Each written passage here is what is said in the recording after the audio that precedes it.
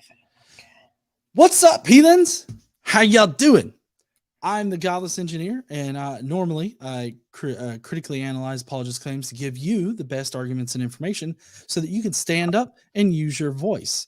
Tonight, I'm here with Dr. Carrier, and we are going to be going through selected portions of Dr. Kipp's third video, and that's going to be the main portion of it. I do have some sort of boilerplate things to talk about at the very beginning, but it's mainly going to be covering the Zechariah like translations and interpretations and argument in general. So we're going to be going over that tonight.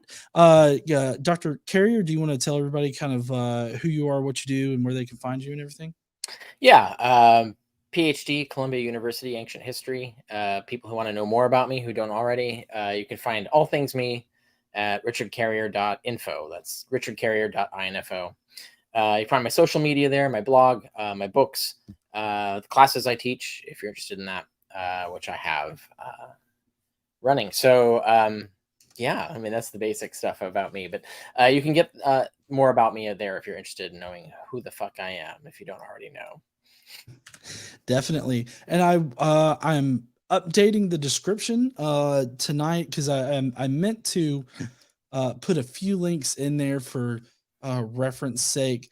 Kind of somewhat specifically the video that we're going to be going over by Kipp. And then I've also got your latest blog post in there where people can go to, and there's links in the blog that link to the other responses that you have. Yeah. And so yeah, there it is. So I'm getting those links in there right now. I do want to say thank you to everybody that's already watching on over there on YouTube. We're gonna try to make our way through this. It was a 40-minute video. 40 minutes. Sorry, y'all probably didn't hear that. It was a 40-minute video, so it was pretty extensive video that Kipp had made on this, which is rather surprising, to be quite honest, that he was able to make 40 minutes out of it. Yeah, it was a bit padded. Yeah. We should let people know though, you are under the weather, so you are actually fighting against illness to be here tonight. So if people are wondering, like, why is he so like? It's because of that. Yeah, he's struggling against illness to do it. So kudos to you. Yeah. You know, I love struggling against adversity. But to start off with tonight, we're going to be starting with some statements from Kipp about the Boyarin citation, because I personally haven't understood like his arguments about why, or his mockery rather, of using Boyarin. And so I've had to kind of comb through all of the tweets and everything and find where he's been more specific about his issues with Boyarin and why it's not a good source to use. So I figured we could start there, just kind of briefly going over it and explain maybe how I'm viewing it, and maybe Rick, you can then tell me why either I'm right or wrong about it. Right. People who need backstory, the links that John was just talking about will catch you up, although not live. But yeah, there's a lot of backstory to this. But yeah, we're gonna try and take care of it. Yeah. Okay. So as many of you know, I put together a video where I kind of laid out Kipp's responses to pointing out that these are just summaries that are being provided of what the experts are saying. And so one of the citations is from Daniel Boyarin, and Kipp says that you should read the entire chapter. Boyarin qualifies the first statement in a footnote and then summarizes his argument at the end. Boyarin's point is that Christianity was natively Jewish, based on Jewish scriptures, not that Judaism harbored the same pre-Christian ideas. And he's got highlighted there that Boyrin specifies that Hengel concludes in his treatment that the expectation of an eschatological suffering savior figure connected with Isaiah 53 cannot therefore be proven to exist with absolute certainty and in a clearly outlined form in pre-Christian Judaism. But now Boyrin says, nevertheless, a lot of indices that must be taken seriously in texts of very different provenance suggest that these types of expectations could also have existed at the margins next to many others. This would then explain how a suffering or dying Messiah surfaces in various forms with the Tanium, I'm not sure how to pronounce that, of the 2nd century CE, and why Isaiah 53 is clearly interpreted messianically in the Targum and rabbinic texts. So what I take away from this section that Kipp is claiming proves that Boyrin isn't saying that it's a pre-Christian idea is that Boyrin is saying that even though Hengel concludes this, there are still these things to be taken seriously in the text that means that the suffering and dying Messiah could have existed, like that interpretation could have existed in a pre-Christian era, and that would also explain why they show up later.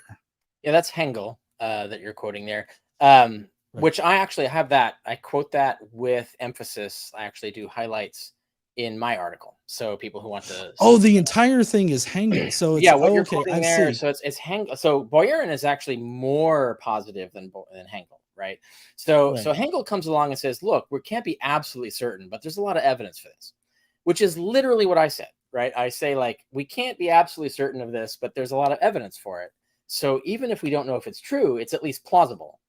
And you notice that what you quoted Hengel there is that's literally what Hengel says, right? And that's exactly Mhm. what I say. So I'm literally just paraphrasing Hengel. I'm just saying the same thing Hengel said.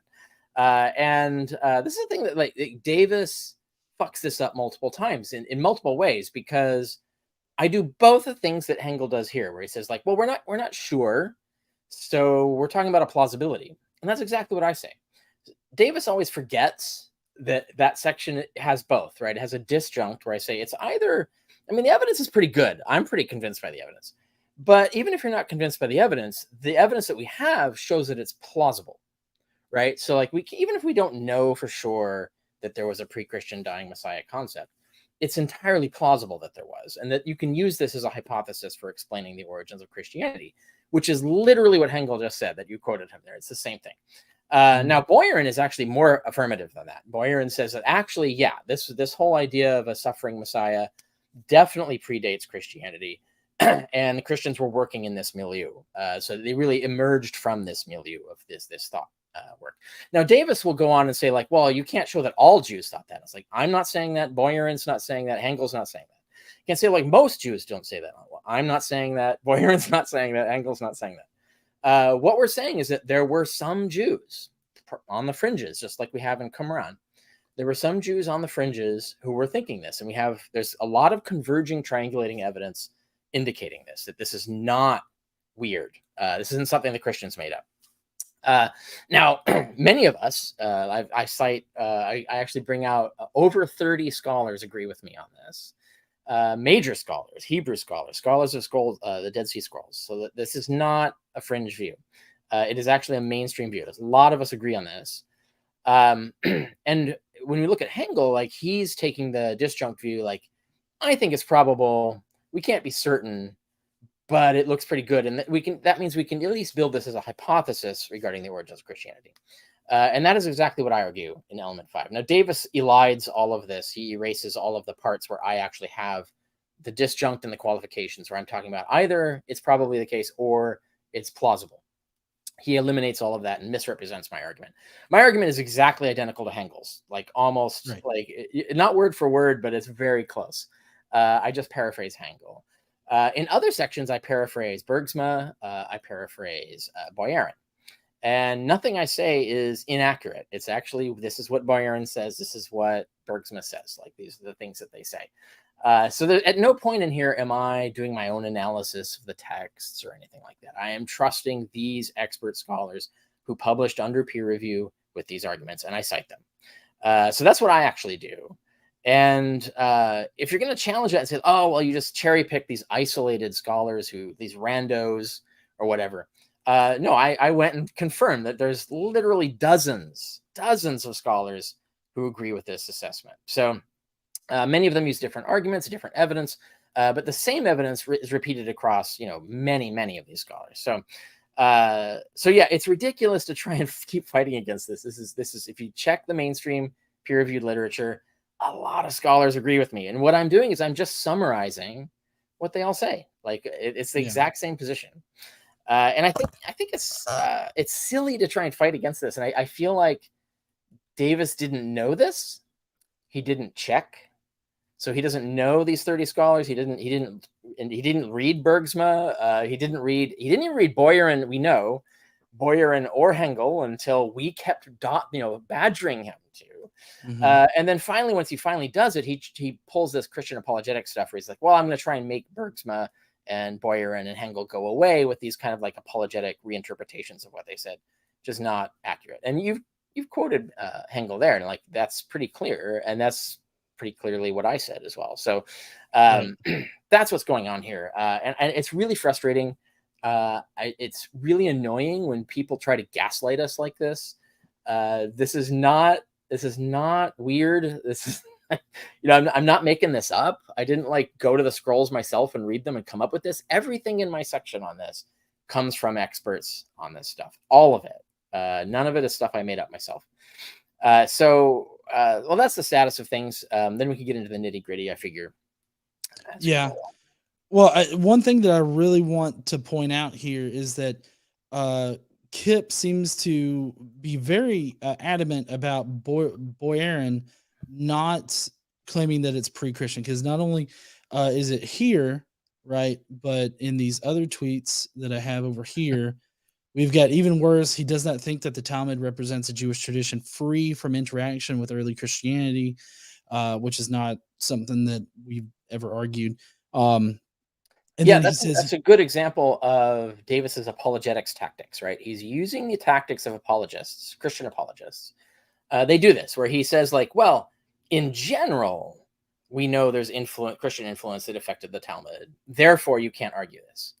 And the fact of the matter is that Boyarin is talking about a very particular fact. Like Boyarin agrees, I agree, that you can find Christian influence across the Talmud, or at least reactionary influence across the Talmud for sure.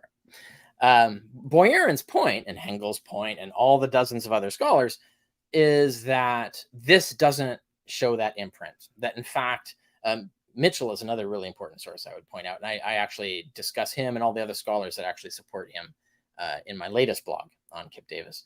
Or was that the latest one or the one before? It was the one on the one before, earlier this week.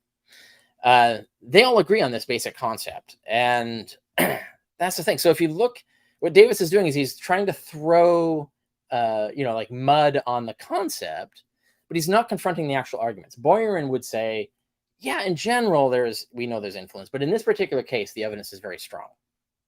And you can actually quote him. I don't know if you have the actual thing. Well, I'm not sure. I'm not sure if this one right here is the one that you're thinking about. This is the damning one for me, because he says, moreover, many who hold to this view hold also that Isaiah 53 was distorted by the Christians from its allegedly original meaning, in which it referred to the suffering of the people of Israel, to explain and account for the shocking fact that the Messiah has been crucified, which is the point that Kipp makes. But Boyarin continues, this commonplace view has to be rejected completely. The notion of the humiliated and suffering Messiah was not at all alien within Judaism before Jesus's advent. Yeah, right. This juxtaposed. Yeah, right. This juxtaposed to Kipp saying that we're quote mining both Boyarin and Staples. No, I don't know how you quote mine Staples. There's only one quote from Staples. Right, and it's like it's an entire explicit sentence. Yeah, it's very explicit. Right. So do you have the Staples quote? Can we bring Staples up? Yeah, I'll have to find it real quick, but I can bring it up. because Staples represents the culmination of all this, right? So when I did my research last week, what I found was that Staples is clearly reacting to attitudes like Davis's. And he's saying, like, you know what? I keep hearing this. I checked. It's not true. That's what Staples says in that footnote. And he cites some people. I checked all the people he cited. They all confirm what Staples said. And then I went further. I tried to check everything that I could. Like, I researched the fuck out of this. And it seems like there's a ton of people who agree with what Staples is saying. And so Staples, I think, really, he probably only has a selection of sources that he put in this note, because the number of people who support what Staples is saying here is huge, like way beyond this. Like, I gotten over 30 scholars who are on board with this in peer-reviewed literature on this. Either on board with it being true, or I think he even has it worded correctly, where he says the oft-repeated dictum that there is no evidence for the concept of a suffering and dying anointed one, a messianic interpretation, etc. So what he's saying is, like, he's challenging this attitude, this kind of dogma that's in the field, that no Jews would ever think of that. It's impossible. Saying, no, actually, there's evidence that they did think this. And you could point out, like, say, he's saying, like, there is evidence for this. And you could try to, like, poo-poo this as, do the Christian apologetic thing and say, like, well, yeah, there's evidence for it, but that's not a proof. And we're not saying it is, right? Like, we say, like, we're pretty convinced by it. Like, Staples is convinced by it. I'm convinced by it. There are 30 other scholars who are convinced by it, or at least 20 other scholars who are convinced by it. Of the total 30, or more than 30, I'm counting people who actually endorse this as legitimate in the sense that they agree it's plausible, right? So there's a number of scholars, even if they don't say outright that we're sure this is the case. They say, no, this is actually a plausible thing. It's actually plausible that there were Jews who thought this. Now, there's, like I said, there's like some 20 scholars who think it's probable, not just plausible, but it's probable. But there are additional scholars who agree that it's at least plausible. And in my section on the historicity of Jesus, I make both points. I say, even if you're not convinced that it's probable, the evidence we have establishes that it's at least plausible. And I say that again and again. I actually, in one of my articles on Kipp, I list like 12 times where I make this distinction between probable and plausible, right? Where I'm very clear. I couldn't be clearer that I'm doing a disjunctive argument, where I'm saying it's either pretty probable, I'm pretty convinced, or it's plausible. And all I'm really going for is the plausible, right? So, like, the evidence that it's probable at least establishes that it's plausible. And for that conclusion, we have over 30 scholars in the peer-reviewed arena that actually agree with that. So there's nothing incompetent about this. There's nothing weird about this. There's nothing fringe about this. And for Davis to try and create this framing that it's incompetent, that it's weird, he's basically accusing like dozens of his peers, superiors actually, of being incompetent. And I think that's weird. Like, this, it's embarrassing. It's also weird. Why does he have to do this? Like, he could just admit it. Like, okay, yeah, everything Carrier said is actually said by, numerous other leading experts in Hebrew and the Dead Sea Scrolls. And he could then argue against it, say, well, I disagree with all these scholars. Here's why. But to try and frame it as, oh, it's incompetent to suggest this. And then, of course, you present dozens of extremely competent professionals on this subject taking the same position I do. The whole framing of it being incompetent is ridiculous and absurd. Mm-hmm. And I don't understand why he has to keep dying on this vine, right? Like, this is why he's hanging himself on this. I don't understand. It doesn't make any sense. Yeah, it doesn't make any sense to me. It thoroughly confuses me when he tells me these things, or when I see these things being mentioned, because it's like, we're literally not doing these things. Here's Boyrin, very clear. Here's Staples, very clear. And he's like, no, you just don't know how to read. Like, I feel like that's what they end up telling me. It's like, well, you're just twisting what they're saying, or you're manipulating it into being that way.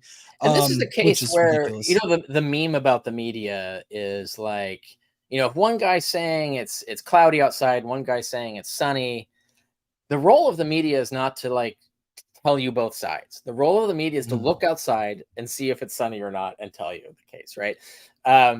So that's what's going on here, right? It's like he's trying to gaslight everybody with this stuff. But everybody can check themselves. Like, if you like, we've quoted Boyer. You like we didn't fabricate the quotes. Like I would be astonished if Davis tries to claim we've fabricated the quotes, because then we could just take pictures of the book. Like it would just go downhill for him if you tried that lie. So we have the quotations. We have the direct quotations. You can check that. So people who aren't experts can check, like they can read English sentences, right? And so that's the thing. And so it's worth noting that like when Davis does this stuff, like he'll make his own spin on things, but he won't give us an exact quotation that says what he claims, right? We do. We give exact quotations, right? He doesn't. He gives spin and says, well, my reading of it is this, yada, yada. But that doesn't fly, because ordinary people can read Boyerin themselves. They can read Hegel themselves. And if you're really, really unsure, you can go to your local public library, use interlibrary loan, and get these things and check them. And then you can confirm. Then you can find out who's telling lies here. And anybody can do that. You don't have to be an expert to do that. Hegel, Boyerin, Bergsma, they're not written in foreign languages. They're in English. They're easy to read. They might be hard to get, but if you have access to a public library with interlibrary loan, you can get them. And in some cases, you can get them online. I don't know in every particular case what's available, but even if that's not the case, you can get a hold of these things and you can check and see. But that's the point of, Davis kept pushing this, kept telling this lie over and over and over again, to the point that I had to literally just quote more than 30 scholars on this. So, I mean, it's ridiculous that I have to do that, right? Like normally in this profession, we don't have to do that. But I had to, because I had to show, like people kept lying and lying and lying. They're like, look, come on. You can claim I'm misreading these people, but here's the freaking quotes. And then I give the quotes. And then even the ones where I just paraphrase, again, you can still check them and you can see whether I'm telling you the truth about what they say. And the fact of the matter is, like, everything I'm arguing is mainstream. It's not radical. It's not incompetent. It's not weird. It's not fringe. And especially when you acknowledge the fact that I'm actually arguing the disjunctive, it's either probable or plausible. And Davis does this a lot, where he will change the argument I actually make. And he'll tell you I argued one thing, which is not what I argued. And then he'll refute that and say, oh, that's incompetent. But in fact, I didn't argue that. I argued the competent thing. And he does this over and over and over again. Maybe we'll get to examples later. But you really have to check. So don't trust him, is what I say. Right. Don't believe anything he says until you verified it yourself. I definitely agree on this particular topic and subject area that like everything that he says needs double checking. And I really don't like how he just vaguely mentions like, oh, there's many Dead Sea Scroll scholars that deny the, suffering. Right. And he gives us no lists, right? He doesn't cite, I cite 30 people plus more than he cites no one. But even if he cited people, right, like that's the problem, is that once he cites people, we can check them and we can see how outdated they are, or how the fact they predate the other scholars we're talking about, or how they're the very scholars that these other scholars refute, right? So like once you start citing things, then you're in the real game. And I think Davis doesn't want to do that, because once you start citing people, then he's in trouble, because then we're actually talking about the actual facts and what the actual debate is in the field and where it's rolled out by the time we got here. Right. I did want to bring up this other thing, that it's not something that Kipps said, but it is something that was brought up by somebody that was engaged in the discussion, where they have interpreted Boyerin literally not arguing for a pre-Christian idea of the suffering servant, suffering and dying Messiah. But I wanted to bring this up particularly because this is something that happens regularly. If you can look in the quoted section that the footnote is from down here, you'll see that Boyerin is talking about the specific interpretation that ended up in like the New Testament. Yeah, let's try, we haven't briefed this for the audience, so let's go back up to the top.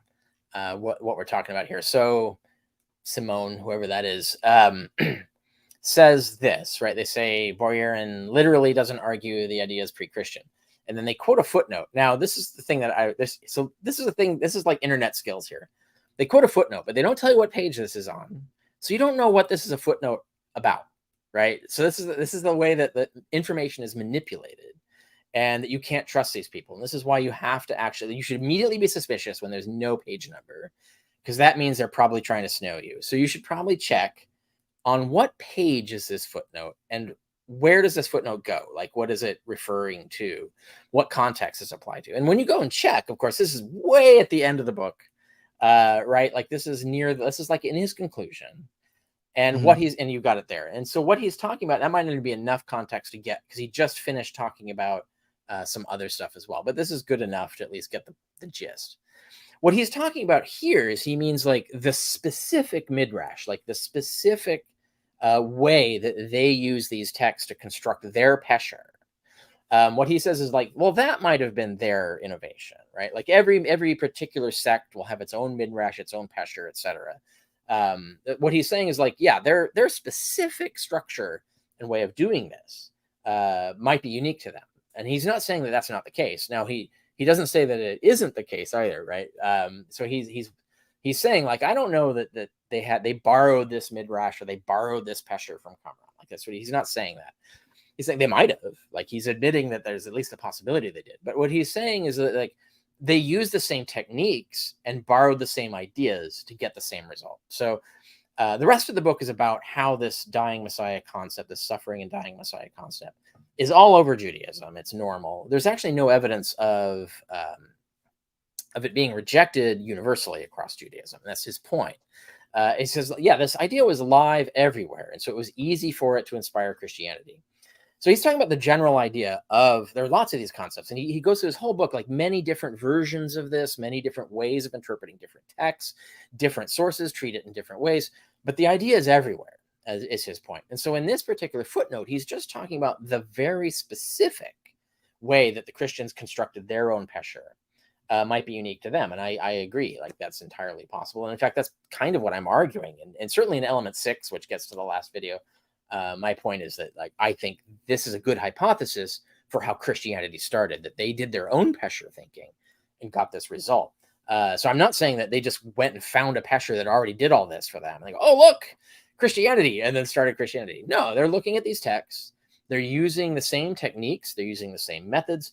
They're using in many cases, the same documents and the same passages, and they're arranging it in their own way to get the same result, which is this idea of an expectation of a dying Messiah. Now, Boyarin's whole point is that the whole concept, the general concept, is all over Judaism. It wasn't weird. And when he puts this footnote, he is, like I said, he's talking about just the Christian specific version of it. And as I said, I agree that actually might be a Christian innovation. And it certainly has to be in terms of applying it to them claiming that it has happened, right? It's happened to, and certainly in my theory, it's happened in a celestial being. But even if they were talking about a historical Jesus, they were clearly taking all of this architecture that already existed and may have been applied to other people. We talk about Wise and Knoll and all these other scholars that I list. Many of them propose that this same concept had been applied to other figures, actual historical figures, before Jesus, right? And so those would require different midrashes, different pesherim, the different way of looking at it to make the prophecy fit that person. It's entirely possible the Christians did that with their own historical guy, right? Like they had their own guy, he died. They saw other people use the scriptures to do this, to explain the deaths of their previous dudes. They said, we're going to do that. We're going to build our own one to defend the death of our dude. Totally possible. And that's actually one of the things I talk about as a possibility in my section when we're talking about it. And that's, I think it's crucial to note here that we're talking about my chapter 4 of On the Historicity of Jesus, which is all about material that is equally compatible with both a historical Jesus and a mythical Jesus. So all of this stuff fits both models. It's not an argument against the historical Jesus. And this is what Boyarin is saying, is that when the Christian, in his view, I assume Boyarin is a historicist. I don't see any evidence that he's not. I assume his model is that, well, their Jesus died, their particular savior figure, their chosen Messiah died. And so they reached around for available tools to explain that and sort of like continue their movement. And his point is they found this way of doing it that already existed. It had already been floating around as an idea. And then they did it, right? So they built their own pesher to explain it. And I think, Davis would know this, and he could tell people this if he would actually like read without bad faith, right? Like actually read what I'm saying, etc. Not come in with all these weird assumptions that are not in the text of what I wrote and things like that. At this point, of course, he keeps getting caught making these mistakes. He's gotten to the point where he's now trying to defend his mistakes rather than admit to them. And so he's stacking lies on top of lies on top of lies, where he's cornered now, where there's no way out. And so he gets slammed with all of this stuff that I'm now publishing, especially the last article that just went up, where I have tons and tons of evidence that he's wrong. And he would know this if he had done his job and actually checked the peer-reviewed literature. And so he's making mistake after mistake after mistake because he's being reckless. Now, why he's acting like this towards me, I don't know. I have no understanding of his motives. But he has abandoned his professional ethics. He has abandoned his scholarly skills in dealing with this. And I don't know why, but that's what he's done. Now, if people don't believe that, you can check this yourself. And that's why I write these articles. I give you all the citations, all the quotations. You can go check yourself. I've got the timestamps and the videos and the whole thing. You can go read my book. You can compare it. So you can tell yourself, whoever's watching this and wants to know, you can compare yourself and see which of us is being slimy and which of us is not, right? And that's just the fact of the matter. The motives behind it, we might never know, but if you want to know the fact of the matter, it's accessible. And that's why I publish these things, to make it available to people so they can do this. They can do their own fact check between the two of us and figure out which of us is representing the sources correctly, which of us is saying the truth about what's written in my book and what's not, and things like that. Yeah. And, I have to say that every time he released a video, I so sorry. Every time he released a video, I would have, I'd go through your section and what he was reading from your section and everything, and I'd compare it to how he's presenting it, and I could see the stark difference, just in following, OHJ and following what he's talking about. You could tell that there was a difference in what he was presenting to his audience. Yeah. I did, honey. I checked. I can actually read. Yeah, and he was warned multiple times. This is the other thing. It's like, in my first article, I just presumed he was being careless. I didn't think that he was being dishonest. And then we pointed out, like, you made these mistakes. You misread Carrier. You missed these notes. You missed these remarks. You missed these sentences. You missed these sources, etc. He ignored all that and then just kept doing it over and over and over again. He made no changes, no updates, no corrections. And so that's where he is now. And so, that's the bed he made, and he has to lie in it now. There's nothing we can do about that. But those of you who are watching now, like, if you want to know this, I have four articles, but 3 articles. One of them references the other, that you can go in and you can start this deep dive and compare Kipp's videos with what my book says and with what the scholars say and with what the evidence actually is, and so on. Mm-hmm. So we're going to start with Kipp's third video tonight. I just wanted to highlight something at the very beginning that really kind of turned me off from listening to the rest of Kipp's video initially. I mean, I obviously did listen through it, but when he started talking about this topic, he has a brief aside about Philo, and I kind of wanted to cover some of the things that he said about that. Right from the start, I'm going to point out that in this video, I'm not going to be talking about Philo. And the reason for that is because I think it's enough to just focus on the text of Zechariah, which Carrier gets just dead wrong. And as a result of this error, he completely misunderstands or erroneously then overreads Philo's midrash on this text, which appears in his On the Confession of Tongues 62. Okay. Yeah, he hung himself on that one. That was an embarrassing when he went off after that and going over the original meaning of Zechariah.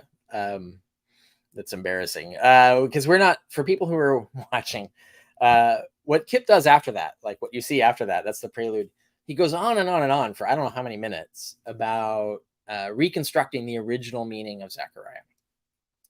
It's fuck all to do with what we're talking about. So I'm not talking about the original meaning. The Pesterists were not talking about the original meaning. We're talking about apocalyptic readings of this text, right? We're talking about how did later apocalypticists reinterpret Zechariah for their own time, right? Or the near future is the way they looked at it. And so he spends all this time. None of us were talking about the original interpretation of Zechariah. And he spends all that time and he never once talks about what do scholars say? What is the mainstream view of how this text was being interpreted in the first century, right? That's all that matters, right? It doesn't matter what Zechariah himself meant. That was forgotten or not interesting to the particular sects of the first century who are looking for other hidden meanings in Zechariah. So the question is, how is Zechariah being interpreted in the first century, which is when Philo wrote, when the Christians were reading this text and so on. And that's when I have 12 scholars going back like from very recently all the way back like about 40, 50 years for a very long time. It's been the mainstream view that by the first century, everything Davis says is no longer the case, right? It's so he's talking about the original meaning, and he tries to argue that the anatole or the branch, the sprout or whatever, in Zechariah 6, verse 12, referred to Zerubbabel, which was a particular king figure, an actual historical person. That's all true for the original meaning, but by the time of the first century, the wide agreement of many scholars, including like major commentaries and things on Zechariah, is that this had changed, that the view was that the text had been altered, and that the new interpretation was that it was Jesus, Joshua, which is the same word or same name, that Joshua is the one being called Anatole. Now, yeah, there's a lot of scholars who will argue that, and I think it's very plausible that that wasn't the real meaning originally. But by the time of Philo, pretty much everybody was talking about it in that sense, that it was Jesus doing it, Jesus being called the Anatole, not Zerubbabel. Which that's the view that I present, because I'm talking about first century interpretations of the Zechariah. I'm not talking about what Zechariah originally meant hundreds of years before. Now, from that perspective, all Kipp had to do is check the scholarship and say, well, like as a real scholar would do this. He'd say, well, that's okay. I've not heard of that. Is that the case? Like I should check the scholarship and see, like, are there other scholars who argue this, or is this Carrier just like a wild card just out on the edge here, like coming up with new things? You would check. And that's what I always do is like, is that the case? Like, am I wrong here? I check, right? I go and I look and see what the scholars say. And I basically try to disprove my assumption as strongly and effectively as I can. And if I fail, then I know I'm right. But if I succeed, then I know I've caught myself from making a mistake, right? And that's what Davis didn't do. Like he didn't check the scholarship. And that allowed me to burn him by like showing the scholarship, saying that they all agree with me, that my interpretation of this is the interpretation of the first century. There might have been first century Jews who read it in the historical sense. I'm not saying that all Jews read it this way. What we're saying is that there were Jews definitely who read it this way. And like I said, there's wide support for this conclusion among massively competent experts in the field. So I'm not on a limb here. I'm actually just saying something that's actually quite normal, and it's actually a standard view in the field.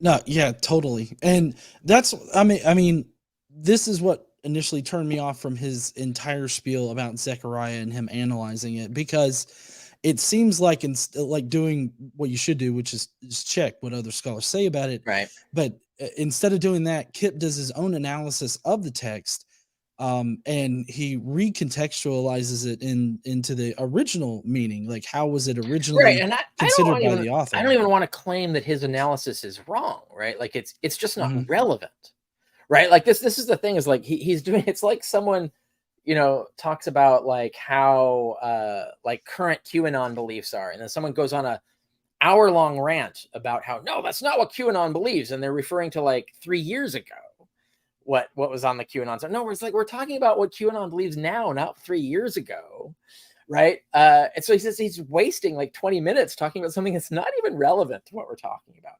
And I think that's and he does that to try and impugn, basically slander my competence, right? It's like, but he's the one fucking up here by ignoring the context. We're talking about a different context.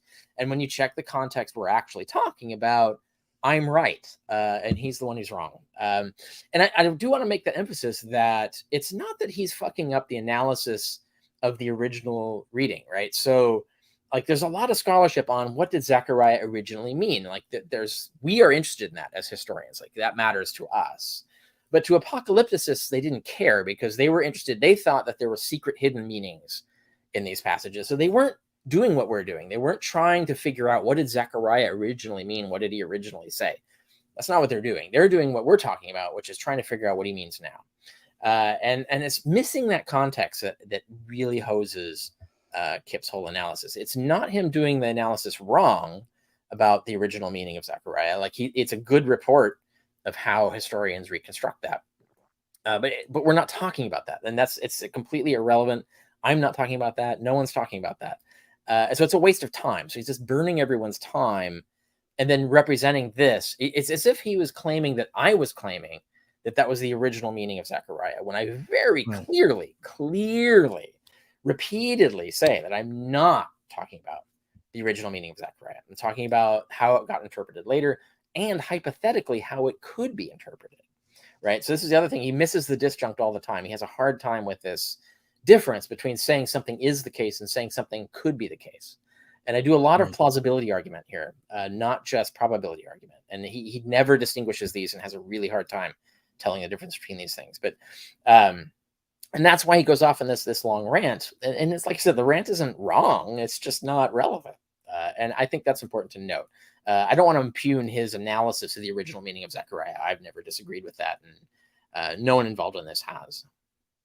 Right. Now, one thing that I did kind of want to focus on a little bit as far as the Philo thing goes is his explanation for Philo's statements. And because he says that because he says he's not going to do that in the video, right? Right. So he doesn't. Yeah. So I don't know. This is new. Okay, go for it. Yeah. So he says Philo is not talking about Joshua when he is talking about the man whose name is East. He is talking about Zerubbabel. This is clear if you carefully read his passage and if you know enough about the original text to see what he is doing with it. This is the part that really gets me. He's doing it again. He's making the same mistake again. But yeah, go on. The name Zerubbabel means seed of Babylon. Babylon is east of Jerusalem, and the seed is a callback to the branch prophecies in which the branch is the seed of David. We can see this is where Philo also says of him that God caused him to sprout forth. And he right below, he says, I think Carrier's interpretation of Philo is strained. Now, it's interesting that he, in his video, I think at some point in his video, maybe I'm remembering incorrectly, but at some point in his video, he attacks me for going off the Greek and ignoring the Hebrew underlying the Greek, right? In this tweet, he does exactly what he accuses me of doing. Is he does the reverse, where he's taking the Greek and now he's importing Hebrew into the Greek. So I find it amusing that he picks and chooses methods to be competent or incompetent based on whether I'm using or he's using them. But the fact of the matter is, Philo uses Greek, and the Greek is rise up.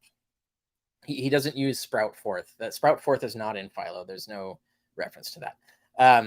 And I think Philo is well aware of the Greek meaning. And it also, I point out in my recent article on Davis that even sprout forth has the same meaning. A really helpful commenter posted an article, a really good research article in the comments on that one, where someone did a deep dive on the grammatical meaning of these two words, anatole and the Hebrew underlying it.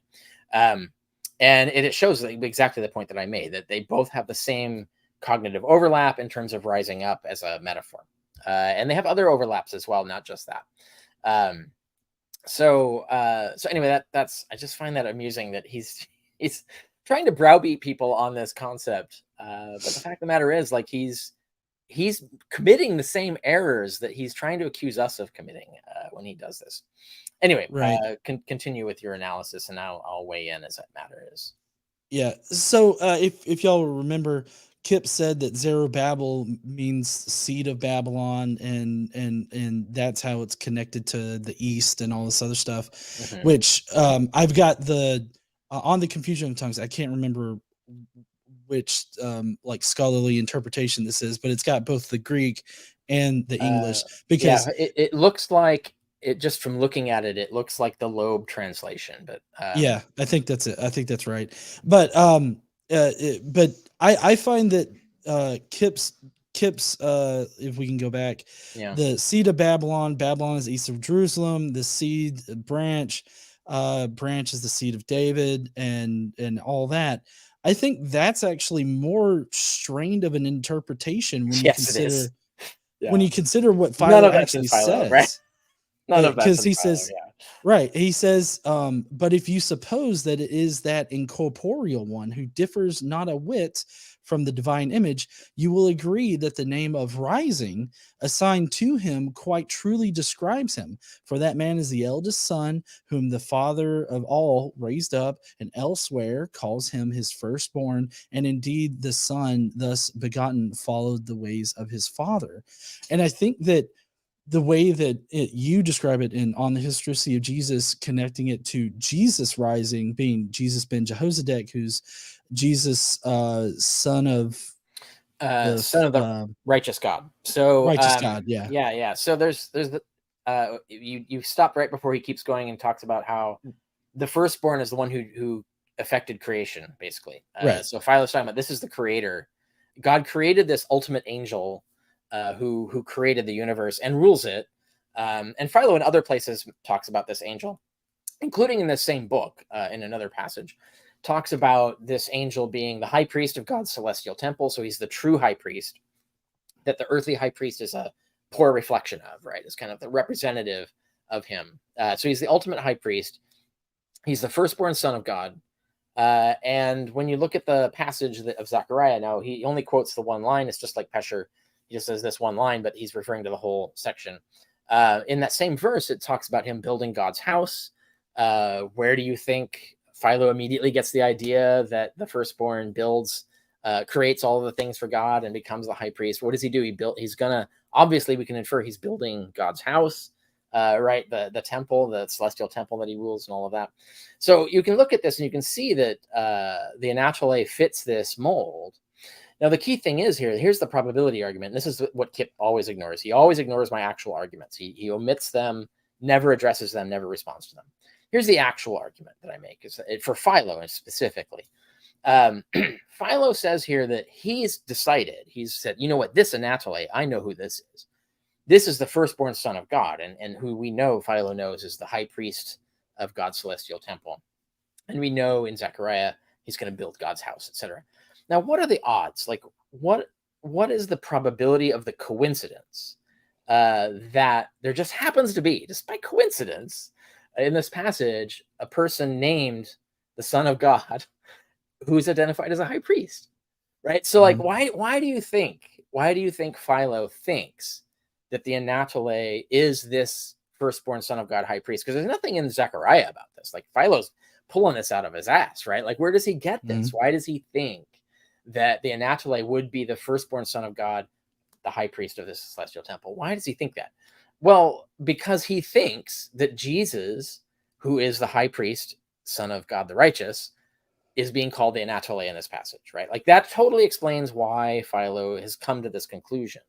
Now, to say otherwise is to imagine and to require, your hypothesis requires an extremely improbable coincidence that Philo, just by coincidence, says the Anatole is this high priest and firstborn son of God, and just by accident doesn't even notice that there's someone in the same verse called the high priest and the son of God, right? Like that coincidence is so improbable on any other explanation than that he noticed it, right? So that's my argument that I develop in Element 40 in chapter 5 on the historicity of Jesus. Now we can pile on top of that, which I don't do in On the Historicity of Jesus, because I just took the mainstream conclusion in this field as given. I didn't think anybody would be stupid enough to challenge this like Kipp Davis has done. I just took the mainstream assumption that that's how it was normally interpreted. When Davis challenged it, I was like, well, okay, am I wrong? I'm pretty sure I read that in a lot of sources. Well, I'll go check. And so I build like 12 different sources of scholars who say, like, yeah, that was actually how everybody, or at least a lot of people, were translating or understanding Zechariah 6, verse 12. that was just understood that Jesus was the anatole. Like there's this scholar after scholar after scholar after scholar say this, and it's like, yeah, okay, I felt gaslighted, right? And it's like, okay, no, Kipp Davis is the one who's full of shit here. Okay, good. I was like, I was pretty sure that was the case, but I had to check. I checked, and yeah, no, that was the case after case. So not only is my probability argument in element 40 unassailable, and Davis never addresses it, never mentions it, and he can't really. There's no argument against it. In addition to that, I have all of these scholars who agree that that was kind of how people were interpreting the verse in the first century, not just Philo, but just people in general. So you add those two together, my argument is even stronger than I present in On the Historicity of Jesus. And this is a case where, like, if the roles were reversed, if I were trying to take down Kipp Davis, if he wrote On the Historicity of Jesus, and I read this line, this section, and I'd be like, I think it's supposed to be Zerubbabel, right? Like that's how I understood it. But could there be scholars who agree with Carrier, right, or who agree with Davis as this hypothetical reversal I'm talking about? And what I would do immediately is I would check, right? I would check the literature to see, like, am I wrong? Like, am I wrong to be judging this incorrectly? Like, are there scholars who support this? And so I would check. And then, of course, if I did that, I would find all of the scholarship confirming what the text says. And I was like, oh, shit. Actually, yeah. Like, apparently in the first century, a lot of Jews were interpreting Zechariah 6:12 regarding Jesus as being the anatole. Shit, I didn't know that. And now that I've checked, I now know that.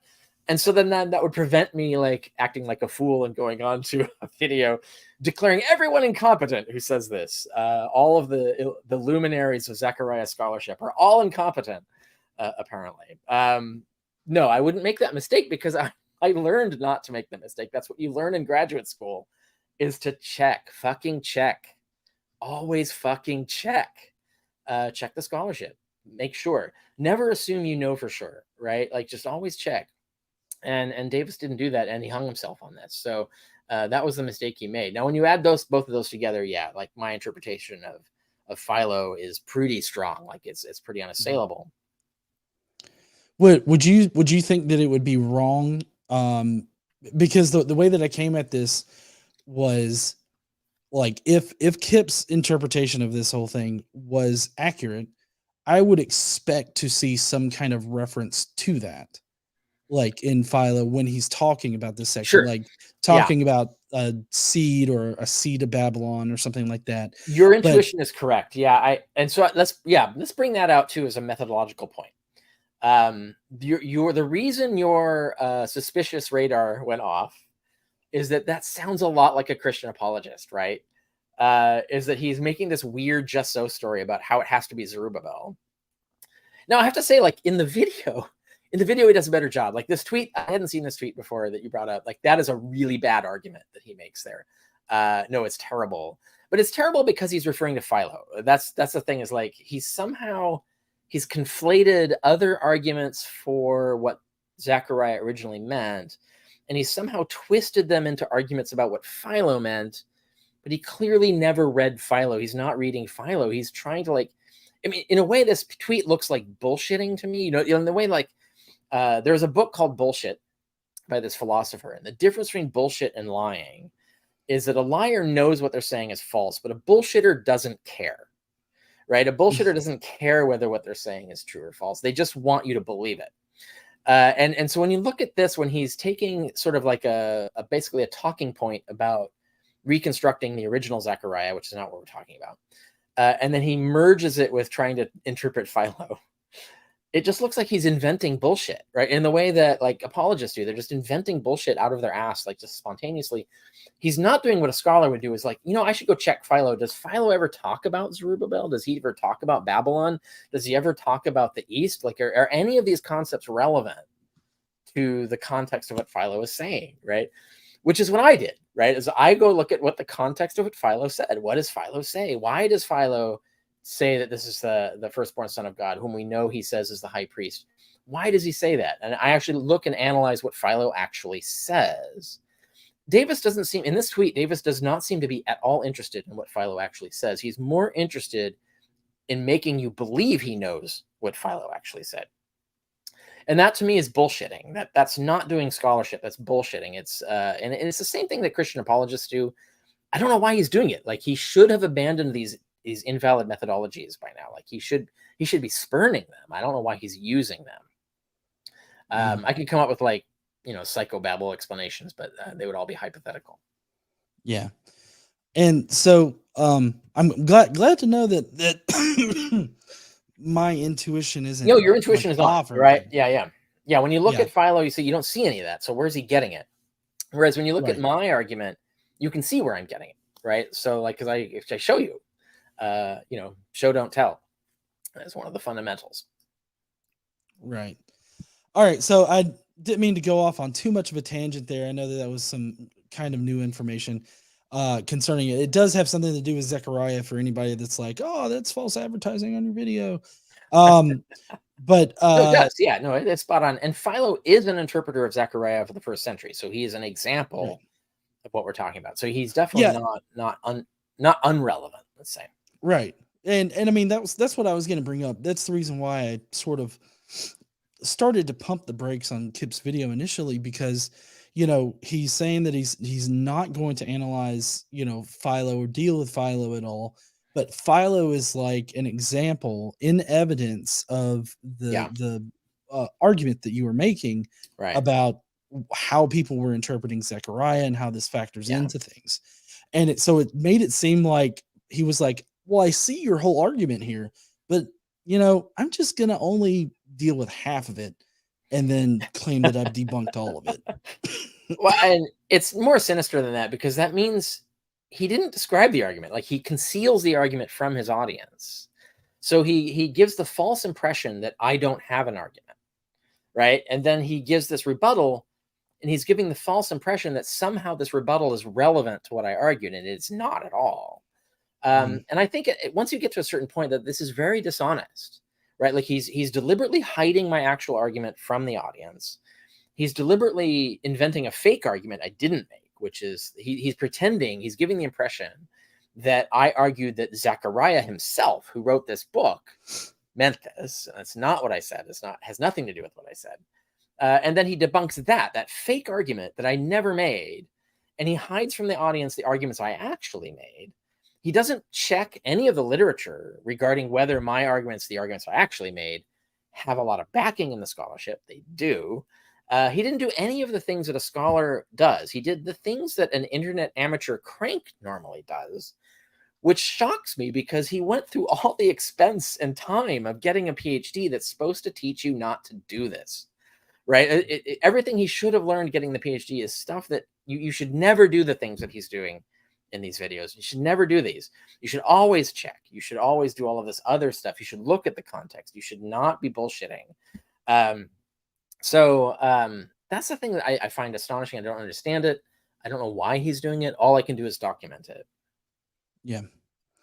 And so we're about to head into our main section. I do want to remind people that if you have a specific question or a challenge to either Carrier or myself, please feel free to do a super chat. We will be discussing those at the end of tonight's show. So if you have, like, if we said something and you want to challenge it, definitely hit up those super chats. In fact, I'd really like to do questions. So yeah, super chat the shit out of this. So I'd like to spend time on that if possible. So this is going to be the longest section, which is the issues with Zechariah. I feel like we're going to blow past like a lot of this, because I kind of feel like we've sort of summarized it, but people are going to be able to see it happening. Now the portions I do denote clips by dipping to white, just so that anybody's aware. I am just taking sections out, specifically where Clip makes more concrete claims about what's in OHJ or what Carrier has argued. If you really want the full context of what Kipp is talking about, I do have the video linked down below, so you can compare and contrast this live stream with what Kipp is saying in his video. And that's linked down below, along with Carrier's blog on this. So Kipp's going to start going into this. He's read on this particular portion. He reads your section on it, and then he just basically has some complaints about your handling of things. Right. So we'll start here. If you feel like you need to add more context, let me know. If I need to pull up the original video and find something, I can definitely do that. So there are several problems with his handling of this text. First, because this is something that Carrier has a tendency not to do, let's take a look at the text itself. Okay. Yeah. So that was the first part. And mainly it's the dig at Carrier seems to not do this, which I feel is explained by you're not making like these novel arguments from like No. Hebrew or Right. anything like that. Yeah, he's fabricating an argument that I didn't make. That he does that a lot. He invents the narrative that somehow I've made these arguments that I didn't do. So yeah, this is all bullshit. This is more bullshitting. But yeah, Right. proceed. Okay. And so I've got his initial thing up there, which differs slightly in the Septuagint, and I wanted to point out how it's very unclear in the video to me what he's exactly examining. Like, is at one point he seems to be examining the Septuagint version or the Septuagint translation, and then there are other points where it seems like he's mainly only addressing the Hebrew. So he kind of seamlessly goes in and out of both. Yeah, I and there feel actually like there are more versions, right? So there's variants in the Hebrew, there's variants in the Greek, and so on. So yeah, there's a lot here. I don't remember, like, I didn't focus too much on his analysis of this because it's all irrelevant. right. What he's going to do here, I assume, what you're about to show, is he's going to try and discuss like what the scholars have come to in terms of reconstructing what Zechariah originally wrote and meant. But that's so irrelevant. It doesn't have anything to do with what I argued. So there wasn't any Mhm. reason for me to like do a deep dive on it. Right. He's about to make a really big deal about the Anatole. I'm not or Anatole. I think is how it's Anatole would be pronounced. the Greek, yeah. Yeah. And so I that's why I went to the Blue Letter Bible, which I have to say I'm really kind of frustrated with the Blue Letter Bible online because it for like Zechariah, it has the Greek, right? But then when you go to like where it translates for you, it switches to Hebrew. Right. And so it doesn't give you like the Greek translation, Yeah, that's a of good stuff. point. It's hard to find translations of the Greek specifically because the Greek does differ from the Hebrew. Mhm. I mean, I read Greek, so that's never been a problem for me. But I can see how like lay people that would be an issue. Right. Yeah, and I mean, I've looked at enough Greek, I can start recognizing like letters and I can know what I'm looking at, but I still need I still need to translate like the words Well, to find you them know and what? I'll everything. plug my course. Yeah. I'll plug my Myth Vision course. So at Myth Vision, they have courses that I have one course there, which is New Testament studies for everyone. And one of the things I do, and it's a video course. So it's like you look at the syllabi and there's readings, and then you watch the videos, etc. In that video course, I have like one or two episodes of that on it. Exactly how can lay people do this? Like, how can you access the Hebrew and the Greek without being an expert? And you can't, of course, be an expert. Like, there's no pretense there. But there are a lot of very useful tools online for getting at the Greek and the Hebrew. Easier for the Hebrew because you can go to Bible Hub and do their interlinear version, and that's not a perfect version, but it's, if you want to at least noodle around there, it's the place to start. But if you get stymied like what you're talking about, we don't have a good interlinear, or at least I haven't found a good interlinear online Septuagint, where it's the Greek version with the English translation underneath where you can click, etc. Now I have access to the Thesaurus Linguae Graecae because I pay to do that. It's $100 a year, or maybe 120. I can't remember what it is now, but which is all digitized Greek literature up to like 1400 something. So I can go in and I can go look at it there. But I can also go to, and there they now have integrated a dictionary. So if you know what Greek word you want to click on, you can get the Liddell and Scott, the dictionary entry inside the TLG, inside the Thesaurus Linguae Graecae. But if you don't want to subscribe to that or don't know how, you're afraid of using it because it does require knowledge of Greek to get around. The Blue Letter Bible that you're talking about, or other versions of the Septuagint Greek online, you can just highlight the Greek, copy, and then paste it into Perseus. And I talk about Perseus as a resource. It's a free resource online at Tufts University. And I show in my course on this that you can get at MythVision. I guide people through how you can use these tools, including Perseus. It's super useful.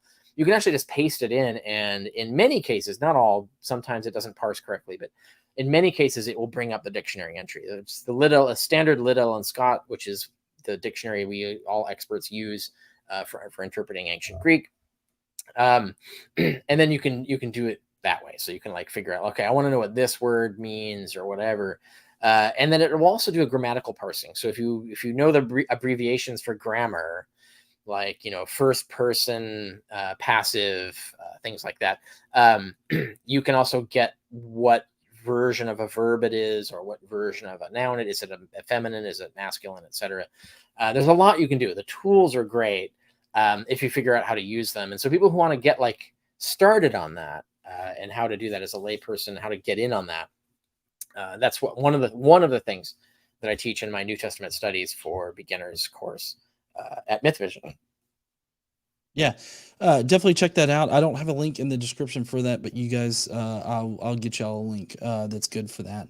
But it's definitely a good resource, like, to be able to do this, because like with Anatole, you can see that the biblical usage is rising, the east, and you're going to find that Kipp is trying to muddy the waters on the use of this word, and because he conflates the Hebrew word that's used with the Greek word that's used, and he's throwing around like a whole bunch of different definitions.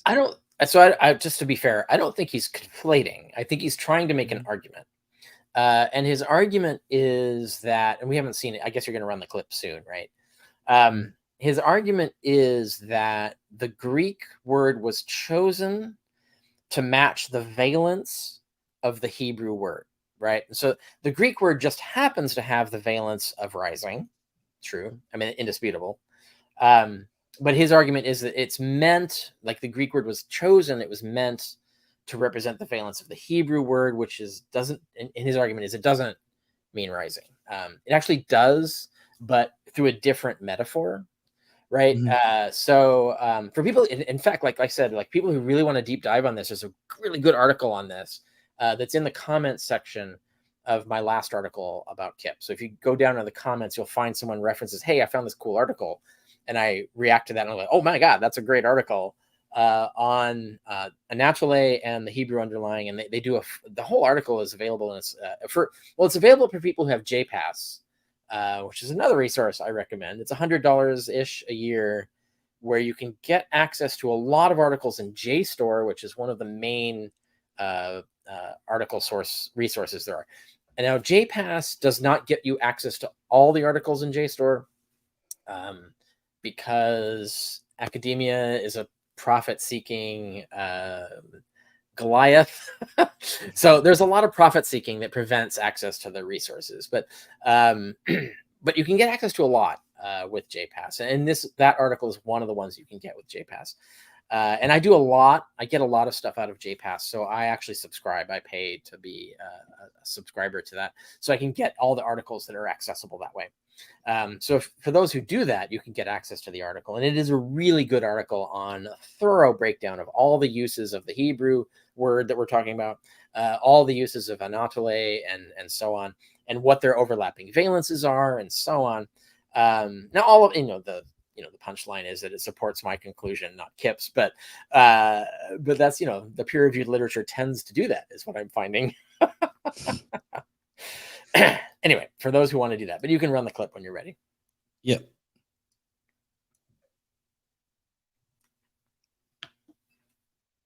Now, Carrier seems to think that the Septuagint translation, this is the Greek translation of the Hebrew Bible, which was compiled at some time in the 3rd century BCE. Carrier thinks that the Septuagint translation of this text is particularly important to his ideas about this cosmic messianic figure that he described above. Let's take a look at the Septuagint translation of this passage I just read from Zechariah 6, verses 9 to 13. And this is my adapted version of the English translation that appears in the New English translation of the Septuagint. So first, Carrier draws attention. Sorry, I cut there because he just pretty much just reads the section. Oh yeah.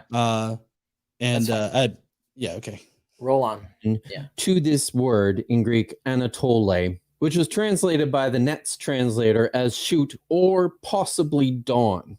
Now, Carrier's right in pointing out that the general meaning of this word is rising, but his implication that this is clearly a rise from death is certainly not what the Septuagint translation. This is a good example of how Davis lies. I at no point say that it clearly says this. So like this is my argument is that it is easy to see that as a metaphor, right? It's easy to see that in there if you're looking for it. I don't say that it clearly definitely means this, right? Like that's not my argument at all. So he distorts my argument. He creates a fake version of my argument and then aims to refute it, which is straw manning. It's a classic tactic. So it's important to catch this, like where he does this, a single word he threw in there that completely distorts my argument and makes it easier for him to attack the argument. The fake argument that he invented right now with the additional word that he added, not the actual argument. The actual argument is that one could see this as a metaphor in there. So anyway, proceed. And I do want to specify. Translator had in shit. I do want to specify that at this point he actually hasn't gone over the section where you make that argument.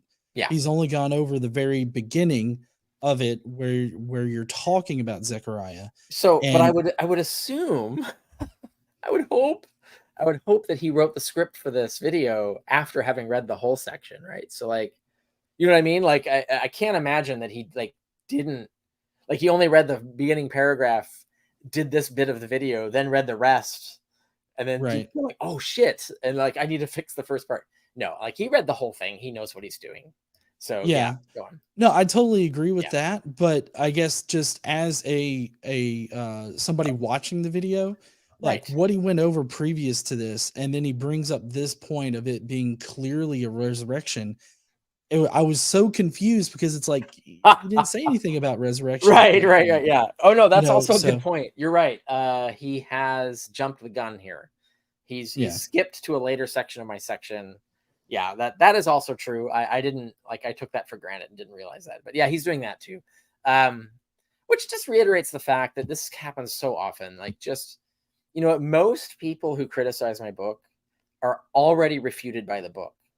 So usually all you have to do is go read what I actually wrote and it will already refute them. I don't even have to add a refutation. Like I don't have to respond to them. Like you just read the book. You'll see that what they're saying is not what I said. And then right? You know that they're not honestly reporting to you. Right. Had in view here. In Hebrew, the word is tzemach, and it means sprouting or seedling or branch. It comes from the root tzemach, meaning to grow, and frequently it's translated with cognates of anatello, which is the same Greek word that Anatole comes from. This verb means to rise or to grow, and you see several examples of this usage throughout the Old Testament. Genesis chapter 2 verse 5, or Leviticus 13:37, Deuteronomy 29:22, and I've supplied a few other examples here on the screen. So obviously the translators of the Septuagint are not attempting to supply new meaning to the Hebrew text here. This is just an ordinary way of retranslating this word. It should be understood in this text, in this translation, as seedling, or more idiomatically as scion, as translated by Carol and Eric Myers, who wrote an excellent commentary on the text of Zechariah. So by see, I guess I have a little bit of a he actually mentioned rise up, sprout up, and things like that in there. So like he just briefed over it and then he skips over to seedling. It's just funny, like he's like trying to prevent the audience from noticing that there is a overlapping valence in terms of rise up, which is the relevance, right? The relevant point here. But anyway, yeah, you were gonna say. Well, I was just gonna say, like, he says that the more, I guess, accurate is what I was getting from it, way to translate this word is, seedling or whatnot, which I think plays into his interpretation of Philo, being, Zerubbabel being the seed or whatnot. And so, I mean, it's Good just, point. Yeah, there's no it connection seems there. like, Yeah, right. right. It just seems like he's it just kind of seems like he's throwing a bunch of possible definitions out there to me, and I can see what you were saying about it. I can see that argument, but he seems to be very clearly stating that, like, oh well, this is better understood to be talking about a seedling or Yeah, something like that. it's also important to note that what he's doing here is the same thing we were talking about earlier, is that he's trying to talk about what the author of Zechariah meant, right? So remember, that's irrelevant. Fucking irrelevant. I don't know why he's burning like half his clock time on an irrelevant point. Like, we're not even talking about what Zechariah meant. We're not trying to reconstruct what Zechariah meant. We're talking about how people could interpret this apocalyptically later. Like, how would they reinterpret it? That's all I'm talking about, right? So that's all he should be talking about. And in that context, there are several things here that are wrong. Like when he says the Greek can only mean the same thing as the Hebrew. We actually do have examples, like there cases where exegesis gets affected by the Greek. When you look at, like, for example, the commentaries on Zechariah, pick any good commentary, the Hermeneia or the ones that I cite that actually talk about this specifically. They do mention, like, the relevance of Greek translation shows interpretation. So translation is interpretation. So that you can't say that someone chose Anatole because they just assumed that it only meant exactly and only the same things as the original. They might actually have had their own ideas about what that should be interpreted as, and they chose Anatole to reflect their interpretation, which might not be what Zechariah meant, right? So, like, when you look at the commentaries, they often talk about, the scholars who do these commentaries, they talk about how the Greek interpretations tell us things about how later authors were reinterpreting the Hebrew. So when he said that you can't do that, he's lying to you. Like, that's not how it works. When scholars actually do Zechariah research, real scholars do this, they take Greek interpretations of Zechariah as relevant examples of later interpretations of Zechariah. Now that's not relevant to our argument because he's trying to argue about the original meaning, and we don't care about that. It's not relevant here. But it does incidentally mean that he's misinforming his audience. He's not telling them the truth about how scholars actually look at other language interpretations of the Old Testament. Those interpretations are interpretations. They carry interpretive meaning and are assumed to do. And I think in all of the cases, well, at least in many of the cases that I cite of the scholars who analyze this passage, in the last article I did on Kipp Davis, the one that went up like a day or two ago, many of them, if you go look at them, they do talk about the Greek and how that implies later reinterpretations of the text. And I also talk about, like, off Zechariah as an example. Beckwith, I cite an article in my article on controversial positions that are now mainstream. Beckwith does this where he looks at many variants of the Greek interpretations, and he uses them to show, like, this tells us that these later Greek authors are reinterpreting the Hebrew in whatever way, for whatever reasons they have. They're choosing their Greek translation to reflect their own particular interpretations, including interpretations that they want to spin that are different from the original intent. And this is mainstream in the scholarship. We always look for this. It doesn't mean it's always happening. It doesn't mean the Greek is always this kind of reinterpretive model. It just means that when you look at the Greek interpretation, the Greek translation of the Old Testament, you do need to be on your guard against those translations reflecting interpretations, not necessarily an attempt to get at the original meaning. And that's, it's just weird to see Kipp Davis, who I am sure knows this.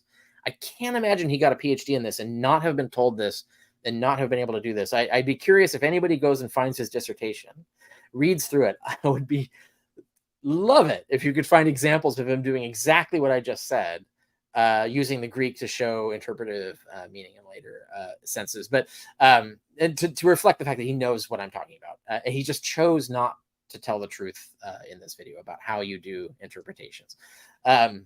Anyway, that's just an aside. It doesn't affect the point that we're talking about now, because we're, like I said, this is all distraction. This doesn't really relate to anything I argued. Right, and because he's talking about the original intent, Yeah. not the later interpretation. Right. Which I would assume that this Carol and Eric Myers that he's referencing here. Yeah, this is another weird thing, is he spends almost the whole time talking about this one scholarly source. It's like the only one he has on his bookshelf.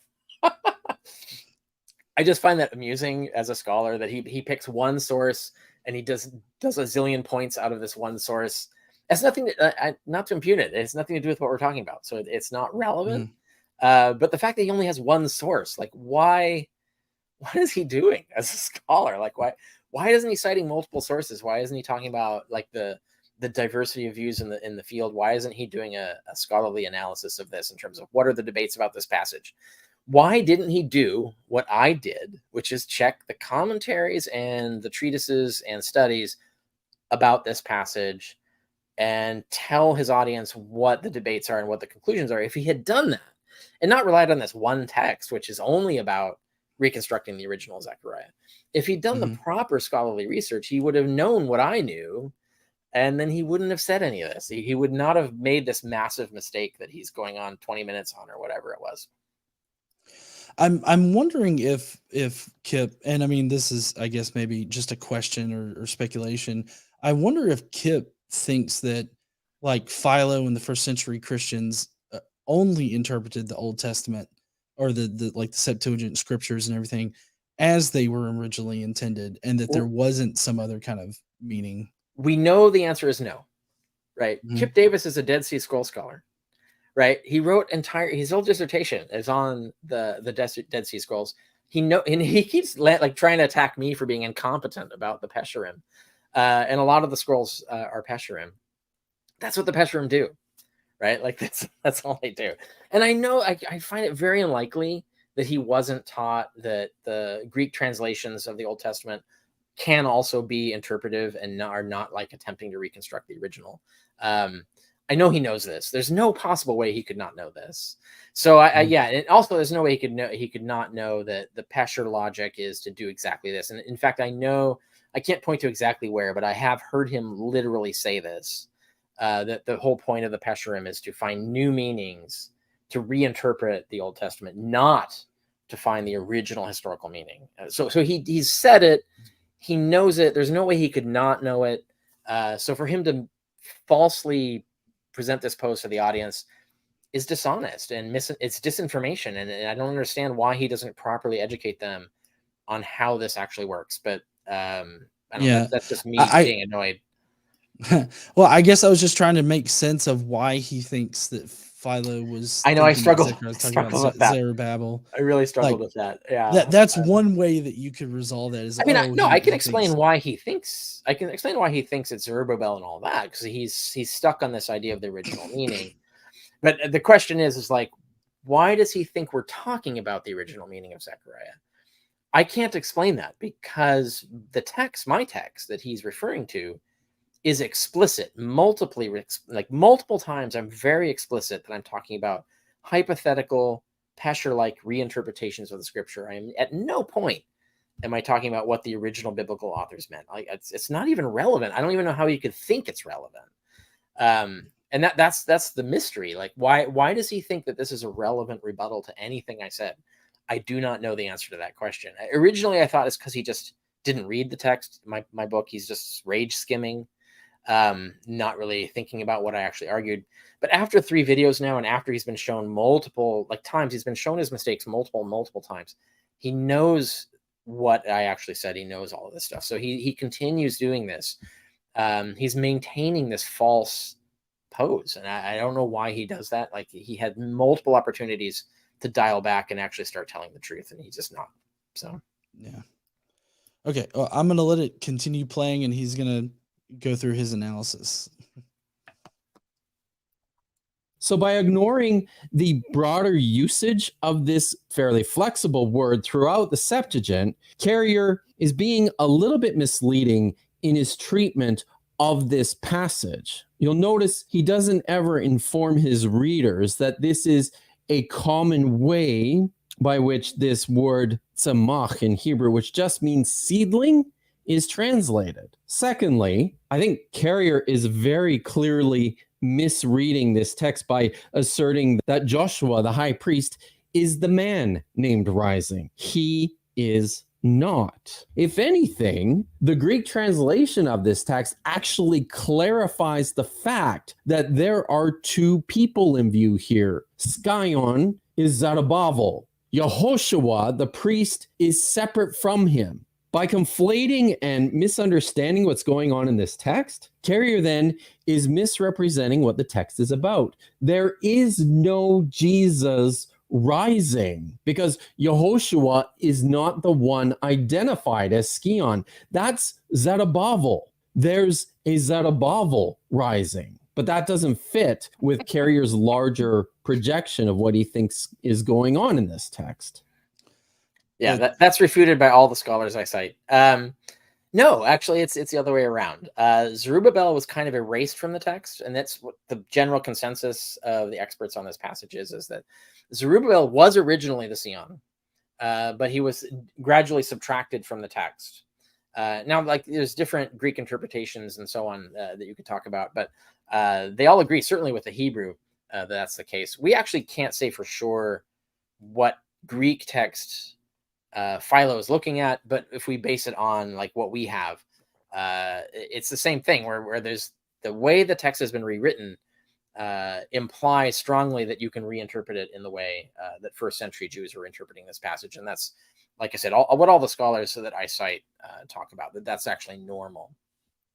But again, if your goal is to talk about what Zechariah originally meant, and that's what the passage originally meant in terms of how to interpret it, well, then, yeah, Kipp is right. But that just doesn't have anything to do with what we're talking about.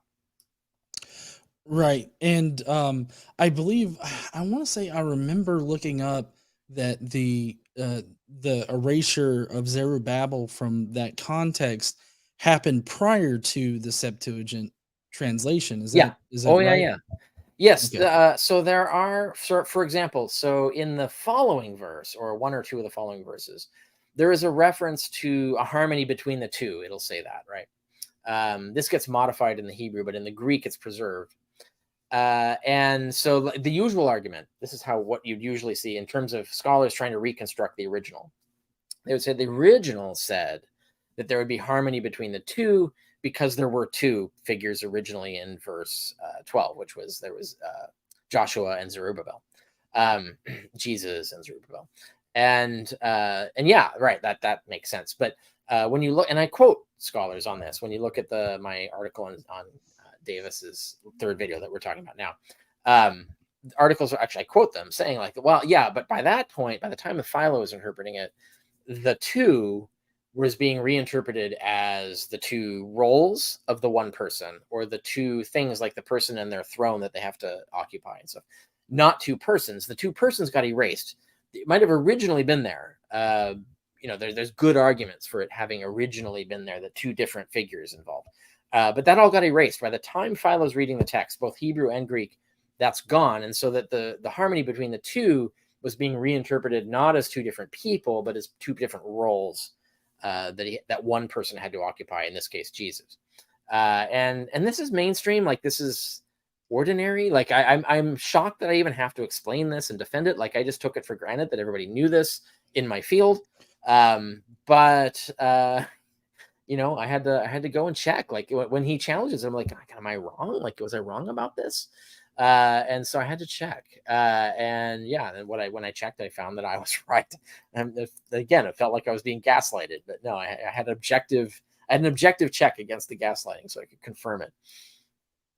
I should also point out, I can't remember in the video, does he ever get to the verbal pun in Zechariah?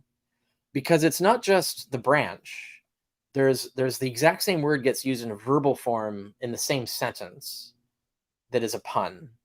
Does he get to that? I'm not sure if I included that in this.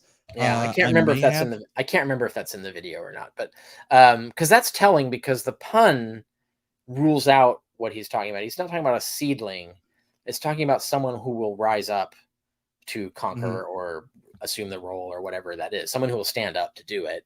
And it's referring to shoot, like a shoot that sprouts out of the ground, rising up to stand up and take the role. And this is very clear from the fact that the noun is immediately followed by a verb that is punning on the noun.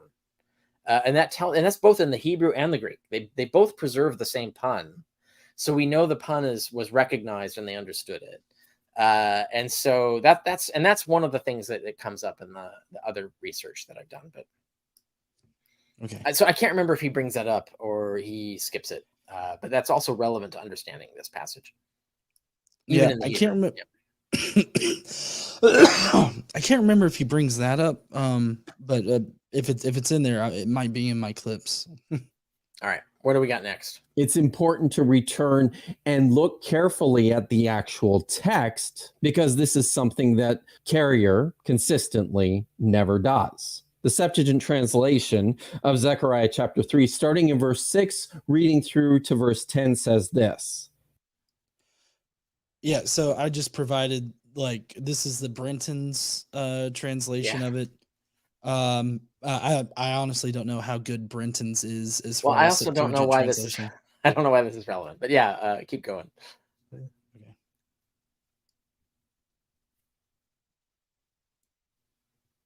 As noted, this same Jesus is not the one named rising. This is Zerubbabel, not the high priest Joshua, not clearly the same person at all. Zerubbabel.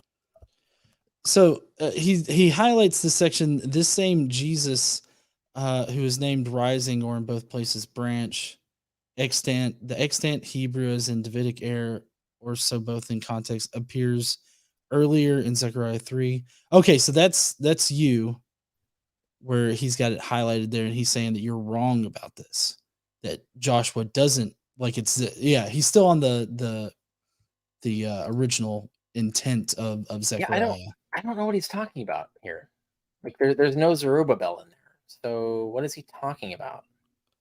I think what I took away from this section is that he's saying that Zerubbabel is in Zechariah 3, But he's not. And I mean, like does he bring up did he bring up a quote of Zechariah that's there? Like, I'm looking at the quote right now. Am I missing something? No. Well, see, No, this is where it's me. weird. That's you, and then I think this is Zechariah 3 down here. Yeah. And it doesn't say anything about Zerubbabel in the passage. Zerubbabel. I don't know what he's talking. That's one of the things. I don't know what he's talking about. So, well, yeah, I mean, apparently he thinks that in Zechariah 3 it's talking about Zerubbabel too. Right. It isn't. And so the question is, like, so here's so the debate in the field, like, if we're going to be honest, like, Kipp is not being honest with his audience. So if we're to tell an honest story to the audience, so here's the debate in the field. The debate is that, was Zerubbabel originally in chapter 3? Right? Like, it's like, was he originally there and then the name was erased or replaced with Joshua? Because there's different theories. Scholars advance different theories, whether the name was replaced or they were both there and then one was erased, etc.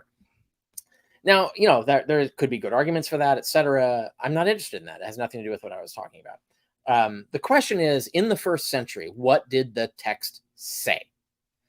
In the first century, the text did not say that Zerubbabel was the Anatole. It said Jesus was the Anatole. That's what the text says. Now, yeah, like, you can spend 20 minutes talking about what the text originally said, but that's irrelevant to the first century. The text doesn't say that in the first century. So, and again, like I said, like, all the scholars that I quote in my last article talk about this. They talk about the fact that, yeah, like, we can come up with good reasons why the text might have originally said that, but it's clear that the text says Jesus is the Anatole in both chapter 3 and 6. Like, this is the mainstream conclusion among scholars in the field regarding the status of the text and its intent in the first century, not regarding its original meaning. And I think Davis, by conflating these two, and inventing an argument I didn't make instead of addressing the argument I did make, it allows him to create this sort of false narrative that he's doing here. Mm. Bavel is the one who's called Yahweh's slave or his servant in this text, but this is an ubiquitous term. It appears all over the Hebrew Bible. Elsewhere, it's applied to royal messianic figures, such as in Jeremiah chapter 25, verse 9, and 27, verse 6, with reference to Nebuchadnezzar, who is identified as Yahweh's servant or his slave. From there, Carrier goes on to mistranslate and by extension then to misunderstand verse 9. Yahweh says exclusively, I will remove the iniquity of this land in one day. The Septuagint translates this, I will search out all the unrighteousness of that land in one day. You'll notice there is no cleansing from sin here. Neither the word sin nor the word cleanse actually appears in this text at all. You'll also So I feel like he's hyper focused on like there being sin there. Right. And It's semantic legerdemain, right? Like, so he plays tricks with the words I use to mean different things, and then tries to get the text to mean something other than what I said when I actually just describe what the text says. Yeah, I just, man, like, even though I honestly feel super annoyed that I had to check just now chapter 3 for the word Zerubbabel, because I fucking let him gaslight me again. I was like, am I missing something? I thought, like, God, am I missing something? Did I miss something? No, and I checked it. I'm like, no, fucking Kipp's lying. God, motherfucking damn it. I really get annoyed by this. This fucking gaslighting is starting to really piss me off. Yeah, and right, that's exactly the whole point. What is actually, could you have the quote from my book? Like, what do I actually say? Yeah, so let's see. Let me do the interlinear. Can you bring up, are you able to do a web search and bring it up on screen? sure. So type in Zechariah 3:9 interlinear. Just write the word interlinear after it and hit return, and Google should give you Bible Hub's interlinear for that, and then bring that up.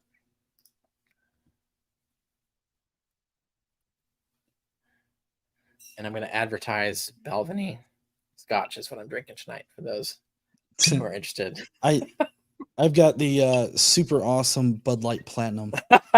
Oh yeah, right on. Beer of Patriots. Okay.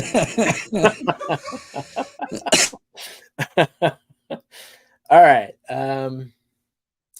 Okay, let's see. Yada, yada, yada.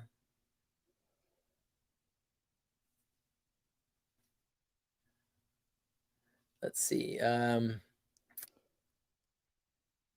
So in that day, in that one day, the iniquity, I can't see the. Oh, you need me to remove. zoom in? I will remove. There it is. Okay, I was looking for the verb. Yeah, it's right there on that bottom line. Yeah. So right, I will remove in one day the iniquity of the land. That's what I say. Yep. Right. So what he does is he like changes the words around and says, well, those exact words aren't there. Like, you do know how language works, right? Like, words can mean the same thing. Right, because like, this really fucking pisses me off. Yeah, like what I'm saying is the same thing. It's just in different words, right? Like, right. The iniquity would be sin. Yes. Of the land. I'm not a scholar, but even I got that from like, he will remove the iniquity from the land. Yeah, I mean, words, you can say the same thing with different words. Like, I don't know why you have to like get this Christian apologetic idea that, well, the exact fucking word that it has to say is not there. No, like, language is very flexible. You can say the same things in lots of different ways. Don't you know how fucking language works? I don't. Anyway, no, it just makes me very angry. Like this kind of bullshit pisses me off. So yeah, no, that's all I say. What I say is what's in the text. I don't do anything weird with the text. Right.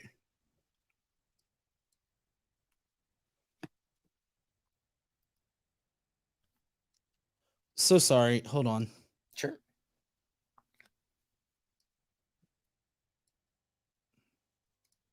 that the text is very specific about the exclusivity of this object. This is to occur in this land, not all the sin in the world. This is just sloppy reading. Oh no. I'm not even gonna dignify that with a response. That's absurd. I mean, this really felt very pedantic, like this particular part of it. Oh my god. Yeah. Because I feel like it's easy to go from like so wait, this land or that can you land bring up to the interlinear that you brought up before? Yeah. I'm just bringing that up. Okay, so the land. Can you click 776, the Strong's note?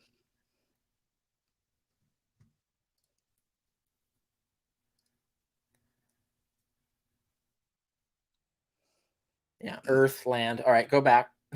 All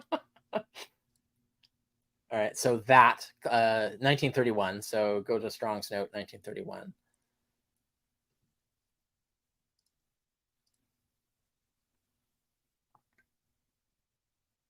Yeah, keep going. Yeah.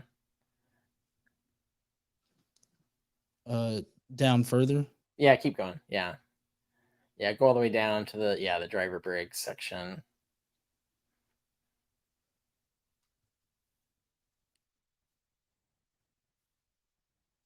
Yeah, I don't see anything here that requires it to be restrictive. Oh, that's what we're looking for. Yeah. I wasn't sure. Right. Yeah, pause. Right. Even if it did, like, it's not relevant. I just wanted to check. It's not relevant because when you're doing Pesher logic, they aren't pedantic like that, right? Like, so that land could be interpreted as all the elect, right? Which is the only thing that matters. And when you look at Daniel, for instance, Daniel 9, it's the sins of the Jews that are preventing God from bringing the end of the world. So removing the sins of the Jews in Israel would still be relevant. So that land, etc., would still be understood interpretively as relevant to bringing about the apocalypse. Remember, they don't really care about Gentiles, so they're not talking about Gentiles' sin being removed. That's a later Pauline thing, like Paul comes up with that. It's only the Jews who get saved, right? And so even the original Christian sect, it's only Christian Jews who get saved. Like even the other Jews don't get saved. It's even more restrictive. So I was just curious to see like what he's basing his argument on. But even if you do a restrictive predicate on that, saying that it's only one specific land, that's exactly what the first Christians would have said. They don't think the sin's going to be removed in the whole world. They think Israel's sin has to be removed. And he comes up with this, this rigmarole about a different land and so on. That isn't relevant because that's going back to the original meaning and not. He's talking about trying to argue for an original meaning. We're talking about how do Pesher apocalypticists read this? They say, well, the iniquity in that land clearly means they would say, right? It clearly means Israel, etc., etc. And since the way I formulate it, my argument is that one could read this that way. It's not everybody read that way. It's not most people read it that way. It's not even that some read it that way. I'm not even it's not even an indicative statement. It's that some could have read it that way. It would be easy to read it that way. And so, yeah, in terms of his argument in terms of like that land, even if we interpret the language strictly as restrictive to a particular land, has nothing to do with it. Like that's exactly what the apocalypticists expect, that God had to remove the sin of Israel, therefore to remove the block on him bringing about the end of the world, and then he could bring about the end of the world. And that's actually the whole message of Daniel 9. The whole idea is, why did Jeremiah's prophecy not come true? Gabriel explains is because Israel is still sinning. God's not going to come until you like stop sinning. And so, well, we've predicted that we're going to like put a stop to sin in some sort of special way, yada yada. Daniel 9 comes up sort of a weird cryptic way that sin's going to end, and then that can unlock the apocalypse and God will come down. And that's kind of like what Daniel 9 is doing with that text in terms of Jeremiah and so on. And that's very common in terms of looking at all the apocalyptic texts, is that the sin had to be atoned for in order to excuse God putting off his block. He basically, social media blocked Israel, and it's like they have to remove the block. And so you could perform a magic spell to remove the iniquity, all the sin that is blocking, that, you know, arguing God. And so God will say, all right, I'm going to remove the block and come and save you now, etc. That's a stupid analogy, but anyway, but it's basically kind of like that, right? So the point is that what Kipp is saying is not relevant. It is not an objection to anything that I have said. Mm-hmm.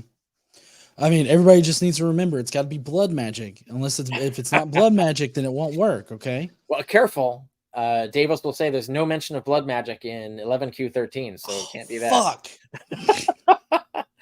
Even though we don't have all of 11Q13, so it actually might fucking be in there. But anyway, so yeah. Oh, neither is all the sin in the entire world cleansed in a single day in this passage in Zechariah chapter 3. It's also not clearly happening because of Joshua. The attention is focused on the stone that's on his turban. The claim from Carrier is that Joshua, the high priest, is granted what he calls supreme supernatural power over the universe. And this is utter nonsense. Yahweh says to Joshua in Zechariah chapter 3, verse 7, if you walk in my ways and keep my charge, you will petition for justice in my house and administer my courts. I will permit you to consort with those who are standing here. I mean, I'm not an academic in this area, right? This is out of my area of expertise. But like, if we go back a little bit, he's gaslighting me again, so I have to actually check my text. But go on, yeah. Well, I was just gonna say, like, and keep my charge. You will petition for justice in my house and administer my courts. I mean, I feel like that's. I know, like, right? If I was a Jewish person that was writing this and I wanted to, you know, characterize, you know, God in this way, I would be talking about exactly what you said, supreme supernatural power over the universe. I feel like that's what he's talking about there. Well, it's also important to note that this is exactly how Philo interpreted the passage. We brought that up earlier, right? That this is literally what Philo did. Is he saw this as, oh, there's the guy that God assigned to have supreme power over the whole universe. So Philo got it. I guess Philo's incompetent, according to Kipp Davis. Fucking Philo. But this gets to the point that I do actually cite the Philo argument as relevant to this. And so here's another example of where he's ignoring the Philo argument, and that fucks him over on here. That he's getting everything wrong because he's not paying attention to how first century apocalypticists are interpreting this verse, or could have, as I point out. And certainly Philo did. But I also I'm not sure he's even correctly describing what my argument is, like in my exact words. I'm trying to find where I say whatever it is that he's claiming I say. I'm looking into on the Historicity of Jesus now. I can't find the exact words that he just quoted. So I'm not sure what he's referring to. Let's see.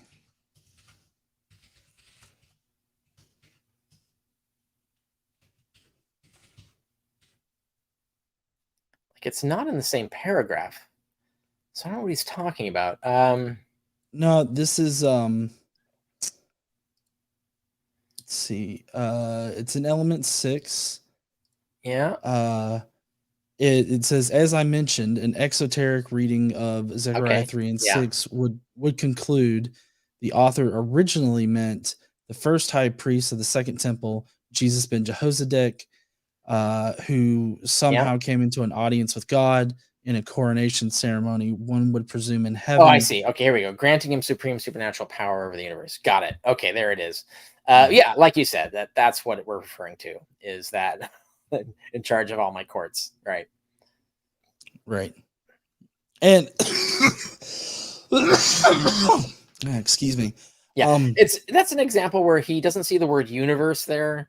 He doesn't know how language works. Like what you were saying, like he describes something in different words that I'm talking about, like could be read a certain way, and it can be obviously read that way. Yeah, and it's weird that he's like totally ignoring that you're saying that you can understand it this way, and then he goes on to say this is not in the verse.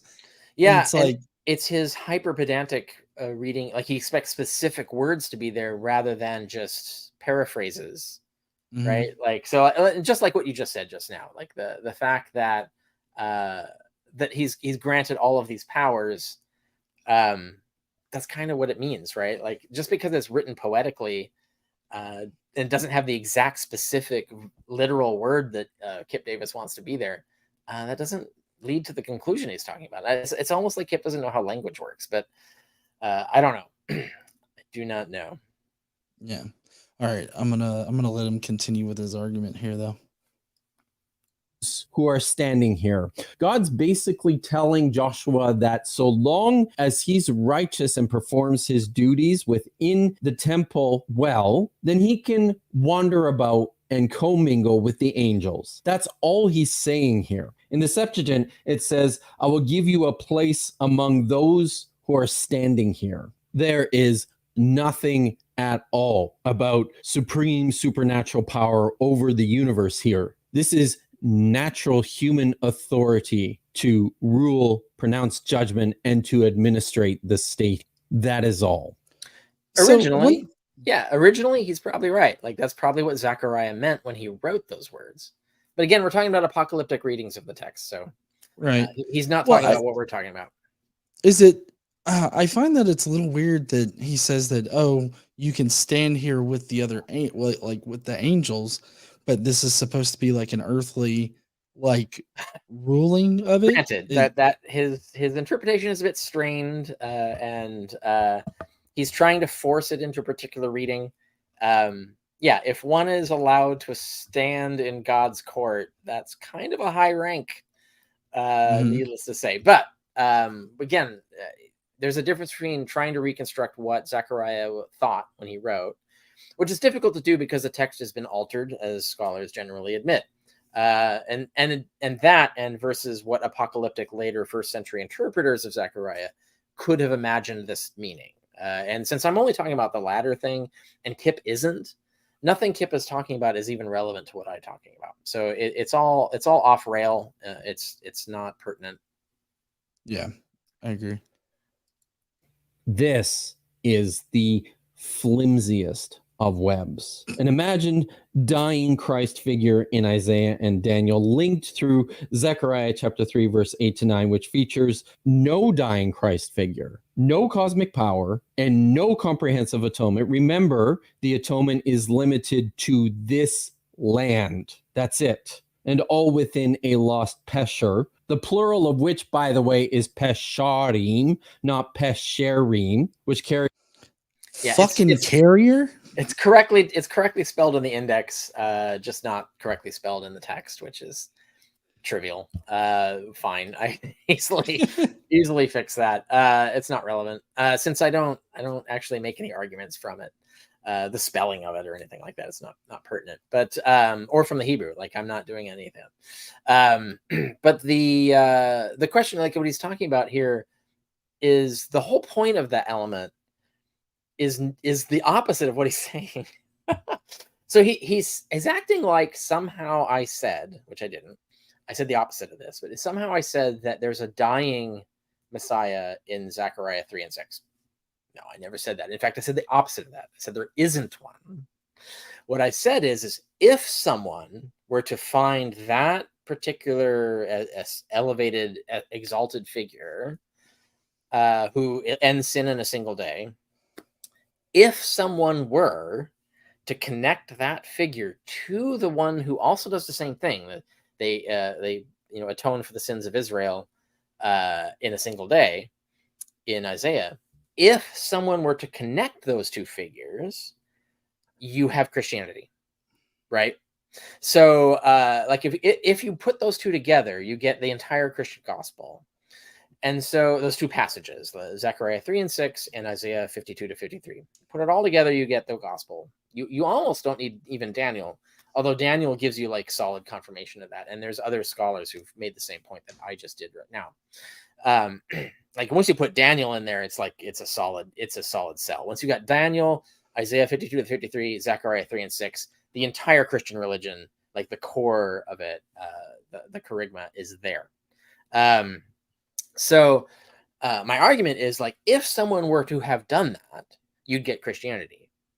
What is the probability? And I actually make this probability argument. What is the probability that Christianity just lucked out, and these passages just happen to have that nexus to each other to create their religion just by accident? Like, they didn't even see that, they didn't even notice it. They went and invented their religion, and then later they noticed it, right? Like, that's highly improbable. Like, this massive coincidence. No, it's more probable that they found these connections, put them together, and built their religion out of it, right? That is a far more probable explanation for how all of this works, how all of this came out in Christianity. It's more likely they found the stuff there first, then built the religion out of it, than that they built the religion and then just by coincidence found this amazing set of coincidences between all of these passages that exactly fit their gospel. Right? Like which of those is more likely? And that's actually literally my argument in element 6. Which of those things is more likely? Like, it's more likely they found these conjunctions using Pesher logic, right? Like, in no way are they talking about the original meaning of these passages. But it's easy to see the connections using the exact same logic that you see in the Pesherim, right? Like how they connect one passage to another with keywords they're shared across the passages, similar themes shared across the passages, and therefore they assume that those passages refer to the same thing, even though the original authors did not say that, right? Like, we know the original authors didn't say that, but the Pesherim constantly find these like similar overlapping themes and words and so on, and concepts, even if they're different words for the same concepts. They find these and then assume that therefore there's a hidden message from God about the apocalypse. If you use that logic, then it's logically easy, quite easy, to connect these three sections: the Daniel 9, Isaiah 52 to 53, Zechariah 3 and 6, easily done with that logic. And so then that's what I say. I say they're the logical connections. I don't see anyone did these connecting. We don't have any evidence. We can't go find this hidden Pesher, this lost Pesher that Christians wrote. We don't have it, right? I'm not claiming we have it, right? So I'm saying, like, it's so easy to make these connections, and it follows logic of Pesher so well that it is more likely that Christians found that intersection of scriptures and then built their religion out of it, than that they built their religion first and just accidentally, oh my God, look, our religion is already there. We just put these things together with these same loops, with the same Pesher logic. Yeah, I mean, it's possible, I guess. It's just less probable. And that's my point, is that it's very easy to see how this could lead to the Christian charisma, the Christian gospel.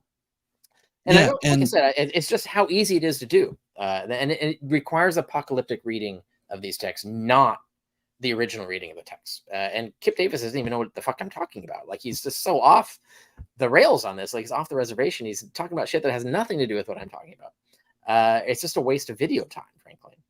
Mm-hmm.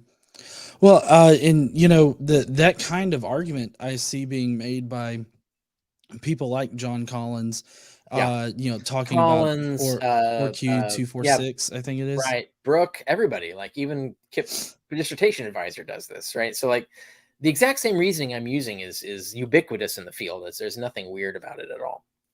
Right. All right. There's only a little bit left of this, and then we can go into the comments. Good. Carrier would know if he knew any Hebrew. There's none of this in this text, and the suggestion that it's there is just completely off.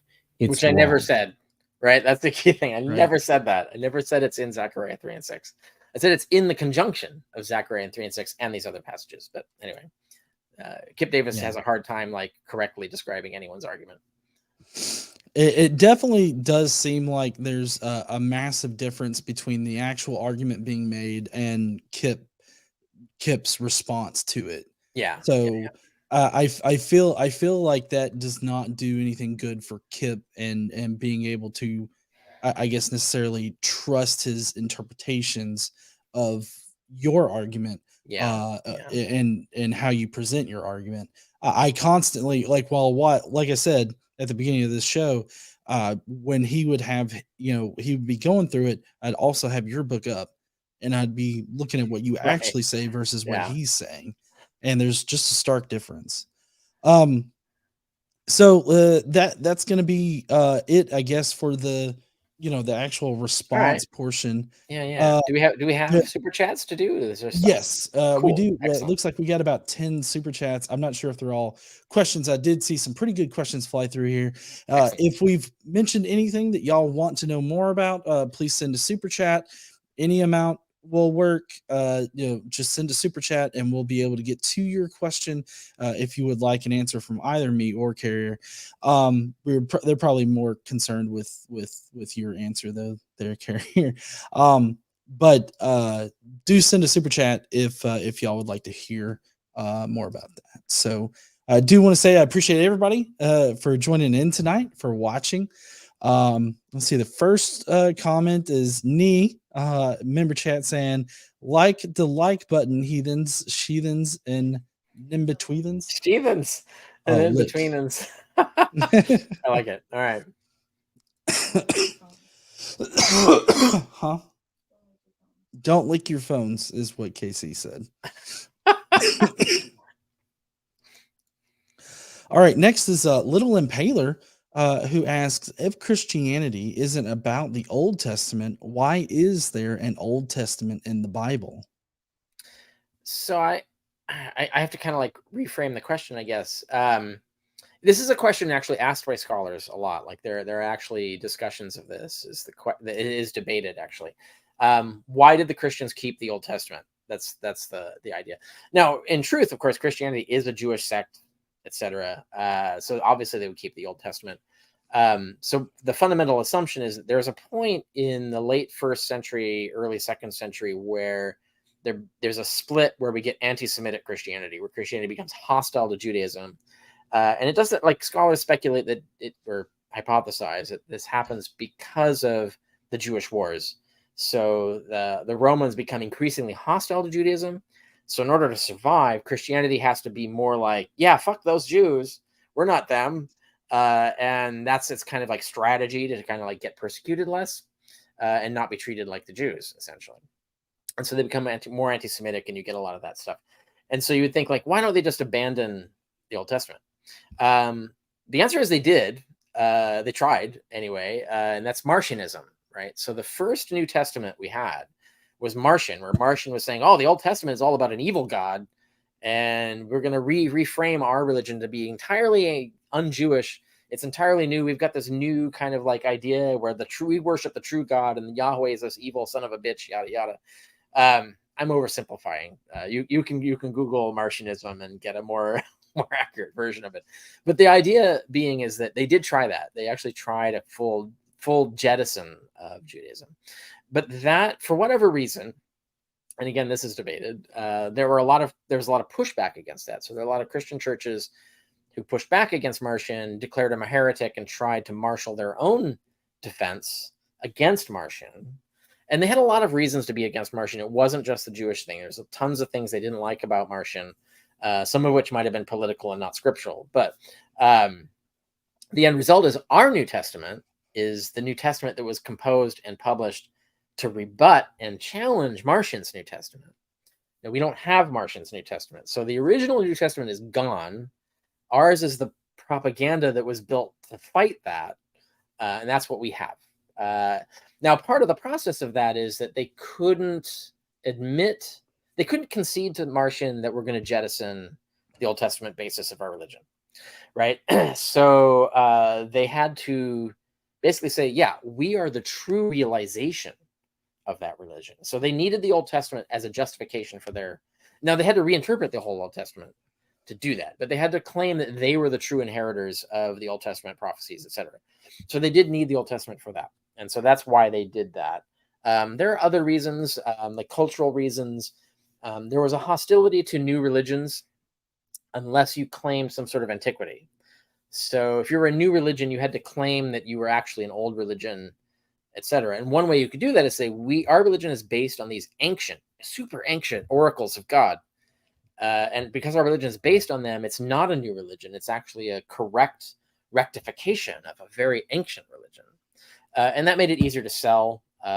So there's a variety of reasons one can come up with. And like I said, these are debated in the field. There are scholars who take different positions on this in terms of why that happened. And so I'm not entirely sure myself as to why they did it. because this isn't a question I seek to answer. I don't do a lot of canonical studies in terms of why the canon turned out the way it did. There are experts who are more versed in answering that question. I'm aware of the debates, but I haven't like deep dived them so as to actually take a position in them. Okay. That was a lot more of an answer than I was expecting. Next is another Little Impaler question. Why are the stories in the Bible so short and vague? Wow, that is a great question. It's so frustrating, isn't it? Wow, how does one answer that question? The reason that question is hard to answer is that the word the Bible means a lot. Like there's like how many authors? I don't know, dozens of authors spanning thousands of years of text, hundreds of years at least, and different genres and so on. So that's hard to figure out like what we're talking about exactly. But I'll just rather than answer that question because that's hard to answer because there's a zillion things. I'll tell a story, which is one of my favorite stories about that relates to this, which is I think it's Genesis. What is it? Genesis 6. Where's the Watchers line that Enoch got built out of? It's Genesis 6 something, I think. I think it's one sentence, like one verse, where the Watchers come down and have sex with the giants. Can anybody throw that in the comments? If they, I'm at the top of my head, I can't think of it right now. There's one sentence in Genesis, I think it's Genesis 6, about the Watchers. It just says it's telling a story that says the Watchers came down and had sex with women, and then there were giants, Nephilim, but there were giants in the world, and then it just goes on, and you're like, wait, what?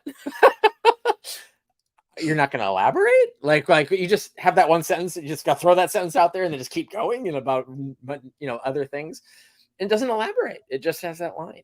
And this frustrated even ancient Jewish interpreters, right? So what resulted is someone made fan fiction. Someone wrote fan fiction based on that one line in Genesis, and it's called the Book of Enoch.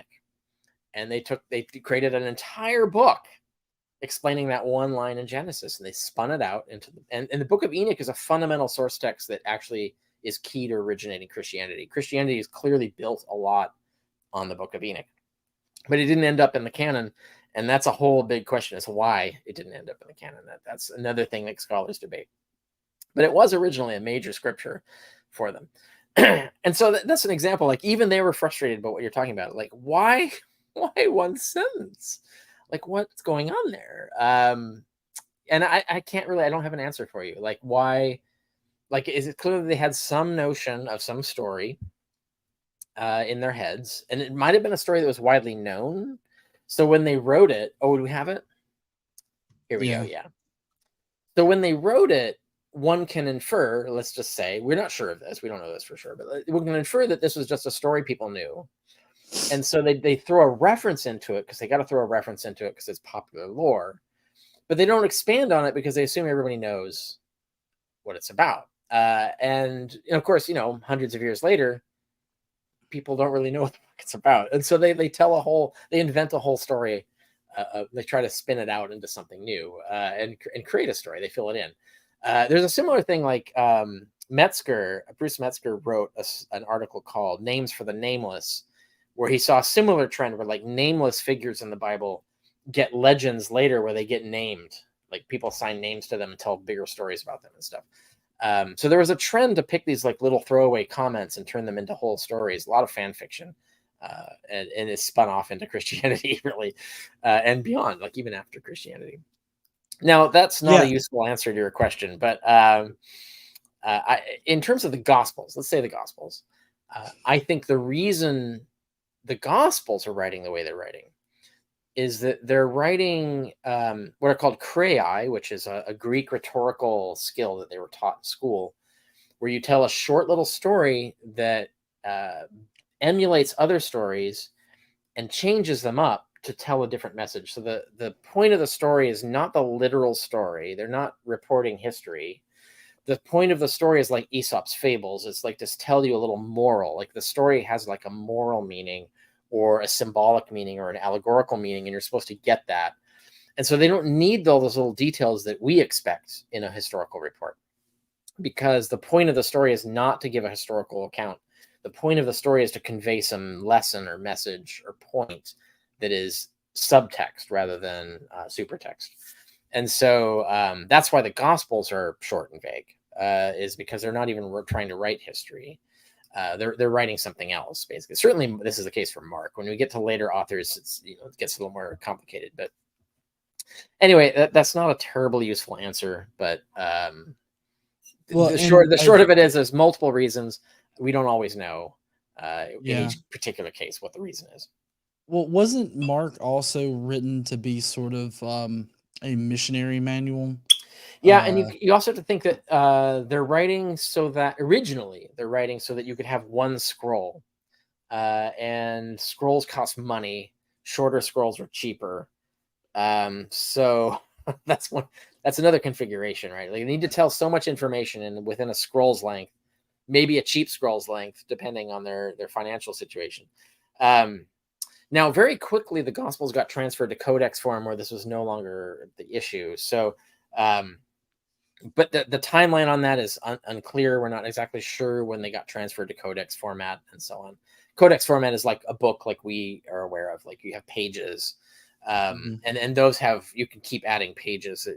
Your limitation is basically the weight of the book and the strength of the binding, right? Basically, so. So anyway, so that is another factor, is the original writers are looking at a scroll and they've got a limited amount of space to tell the story they want to tell. And so that is a factor as well. Another little impaler that asked, Godless, are you going to have Richard Miller on your show? I've thought about having Richard Miller on if I can get a if I can get a good contact for him, which I'm sure I'll be able to do. Oh, yeah. I can hook you up. See, it takes knowing somebody. Yeah. Message me later. Right. I'll connect you with Miller.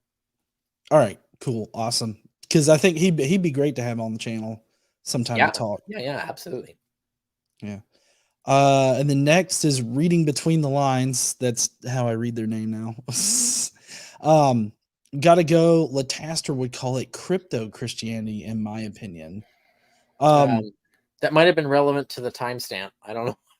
Well, I don't know what we were talking about when they posted that, but yeah. Well, I think that what he was referring to was Kipp's proclivity to use apologetic arguments, like in response, rather than that. And I typically, I don't think Kipp Davis is a crypto Christian. I don't think that's a good explanation of what's going on here. Yeah, and I mean, generally, I try to stay away from saying like alleging crypto Christianity. I know that there might be some good arguments for some people out there. Yeah, you would need like positive evidence for that, right? Right. Yeah. Next, we got Alan Animus, who says, "When are we getting an OHJ documentary?" That would be incredibly long. It could be done. It's just that, like, so the thing is, I've had numerous production companies like contact me to do one, and their funding always falls through. So it never happens. Basically, it's expensive to do a documentary, especially if it's not going to make tons of money. So usually documentaries have to be on something shocking or something that's pop or fashionable, some topic that's fashionable at the moment. It's really difficult to fund a documentary on something boring like a scholarly treatise on the historicity of Jesus. Yeah. No, I can see that. But in lieu of that, being in existence now, there are a couple of good ones I can suggest. First one, yes, would be Batman and Jesus. It's available on YouTube. That's a pretty good one comparing. To be clear, these are not documentaries on OHG, but they are documentaries on the mythicist question. And I am an interviewed subject in them. So there's that, and there's Cameron's one. Marketing the Messiah? Marketing the Messiah, yeah. Marketing the Messiah is a good one. And Batman and Jesus is a good one, yeah. What were the others that you were thinking of? Well, Batman and Jesus and Marketing the Messiah were the first two that came to my mind. Mhm. And I I can't remember if there's any other one, any other good ones out there. Now, some that are like I know one that's There's mentioned. long ago, The God Who Wasn't There. Now that That's another one. I am interviewed in that, but that's before I published on the Historicity of Jesus. I think I can't remember exactly when that came out, but Mhm. and yeah, that's right. So that's another good one. It's old, so maybe some of it's kind of like obsolete now, um, but it's still it's a good documentary and it addresses the issues. I like Cameron's one. That's my favorite of the ones, Yeah, which is Marketing the Messiah. that one was really good. The one that I'm really tired of hearing people like reference in this area is Religulous. Yeah, Like that's no, yeah, that's a bad movie for this particular right, topic. Or just right. I mean There's a it's lot of bad in general, but serious, yeah. There's a lot of serious factual fails in that that are yeah. disappointing. And that just like the Zeitgeist film. The Zeitgeist film has a lot of other problems besides that, but Zeitgeist is worse. It's Mhm. probably the worst mythicist documentary ever made. Religulous is another one that I don't recommend. It will misinform you. Like there's things claims made in there that are factually false, and you need to be aware of Yeah. So we're definitely with the historicists on this. Those are bad documentaries to watch. that. So you don't get quote mined or whatever. Yeah. So Jesnar88 became a YouTube member. So thank you so much there. Jesnar88. Oh Sorry, yeah, I will. nice. Oh, Yeah. gesundheit. Yeah, so sorry. No, sincerely, good health to you. Yeah. Jason Rollins sent a super chat saying JSTOR offers a free account, Is limited it to really 100 articles a free? month. Is it free for, or is it like a trial? I I'm wonder if not it's, sure. yeah.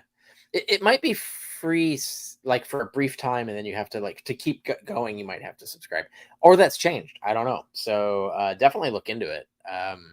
I think 100 a month is affordable, uh, even if that's what it does cost. I highly recommend it.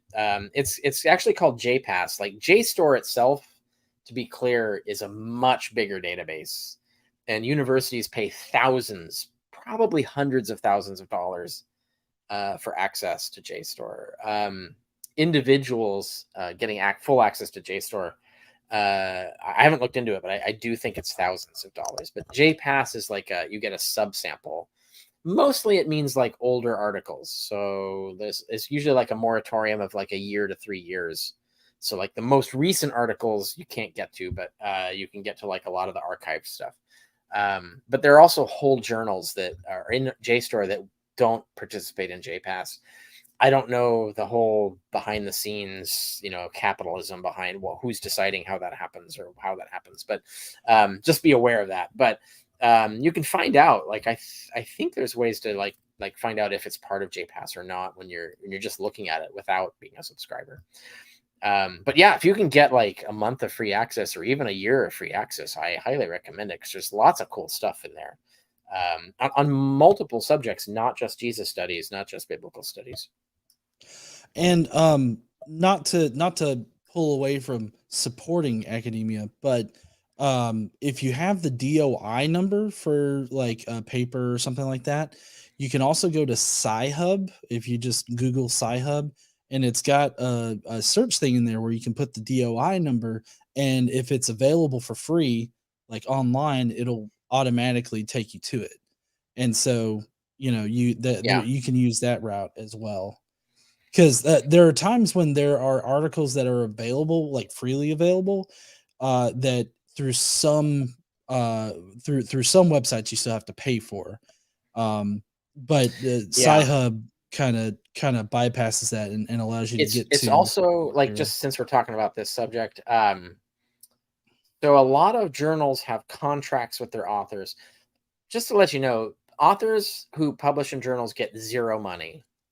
You do not get compensated. Those journals turn around and they sell them for shit tons of money and they make huge profits. So um, that's not a model that I actually approve of. But nonetheless, that's what they do.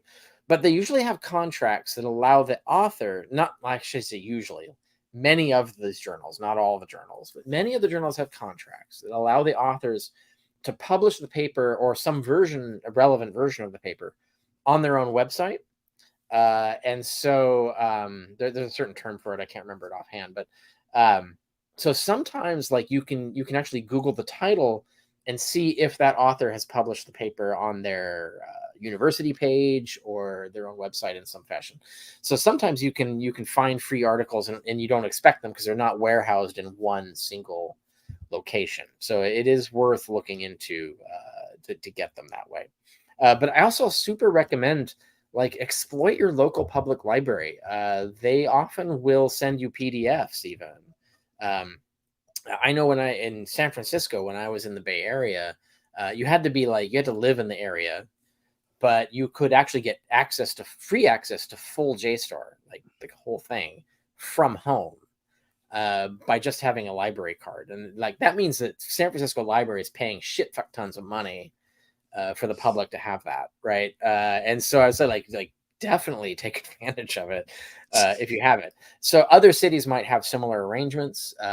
Sometimes they might not have JSTOR, but even if they don't, you can interlibrary loan any book or article I should say in America, because I realize this is the world could be watching, but in the United States, at least, there's a thing called interlibrary loan. You can go to any public library, you can get any article or book. If they have to give you the article in paper format, they might charge you like $2 or something. But often they'll just send you a scan, like a PDF scan or something like that. And so you get it through the library system that way. It does require you to physically go to the library. That's the only downside. But the thing is, you can get access to fucking everything. If you just ask, like go talk to a reference librarian and say, how can I get this? And they will like walk you through it basically. Awesome. Next we got Jesnar88 just sent $10. Thank you so much there. Yeah, excellent. Appreciate that. And then now we've got Q Source, who's asking, how far back do the mystery cult elements in Christianity go? Heard Professor RFW's reasons for not thinking Peter and James created Jesus Christ. Who's Professor RFW? I don't know. Not sure. So I don't know. For not thinking Peter and James created Jesus Christ. So I've heard hints of this. I'm not aware of any peer-reviewed scholarship. I could be like, there could be something. I'm not saying there isn't anything. It's just I haven't run into anything that argues this. So that Peter and James didn't imagine Jesus Christ and it got created later. I know a lot of like. Sorry, it's Robin Faith Walsh. Professor Robin Faith Walsh. I don't think she says that. No, I don't think she says that.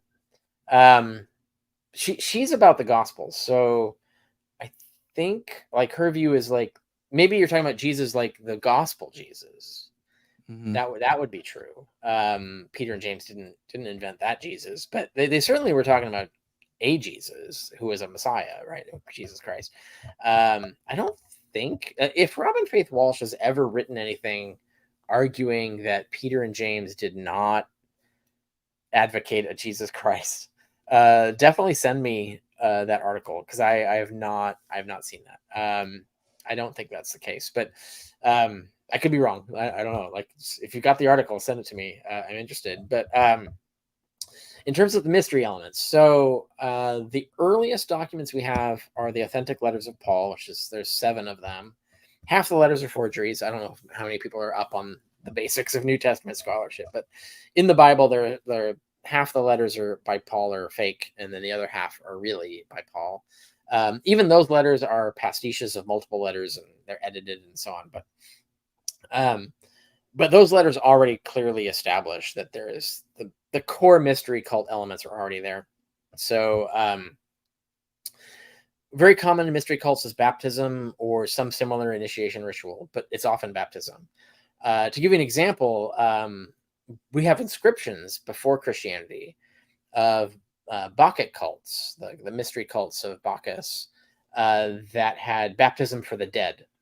where you would be baptized on behalf of someone who died before they were baptized, and thus you would get to proxy them, and they get baptized in the afterlife and they get saved, right? So the Mormons love this now, but it is actually in Paul. Paul says this. He mentions it casually, like it's just assumed that this is a thing that Christians do, is baptism for the dead, and and it's in 1 Corinthians 15, somewhere in the middle of that chapter. But he mentions baptism for the dead, and I think it's highly unlikely that that's just an accident. I think it's very likely that this is an adaptation of the mystery cult practice of baptism for the dead that comes from the Bacchus cults and so on. So right from the earliest documents we have, which is 50s AD, and Paul's talking about it like it's not a recent thing, like it's the thing that's been going on for a while. So it's probably from the origin of the religion, as far as we know. We can't establish that confidently. Like it could be, maybe it's just Paul that invented it and it wasn't in the other non-Pauline sects, but we don't have any evidence of that, right? We have no access to what they were doing. From what we have from Paul, it just seems like the first Christians, as best we can tell, were already doing this baptism for the dead. And so they were already adapting mystery cult elements into their religion. Paul talks about mystery components, like there's secret knowledge that higher ranking Christians get to know and other lower ranking Christians don't get to know. He talks about that.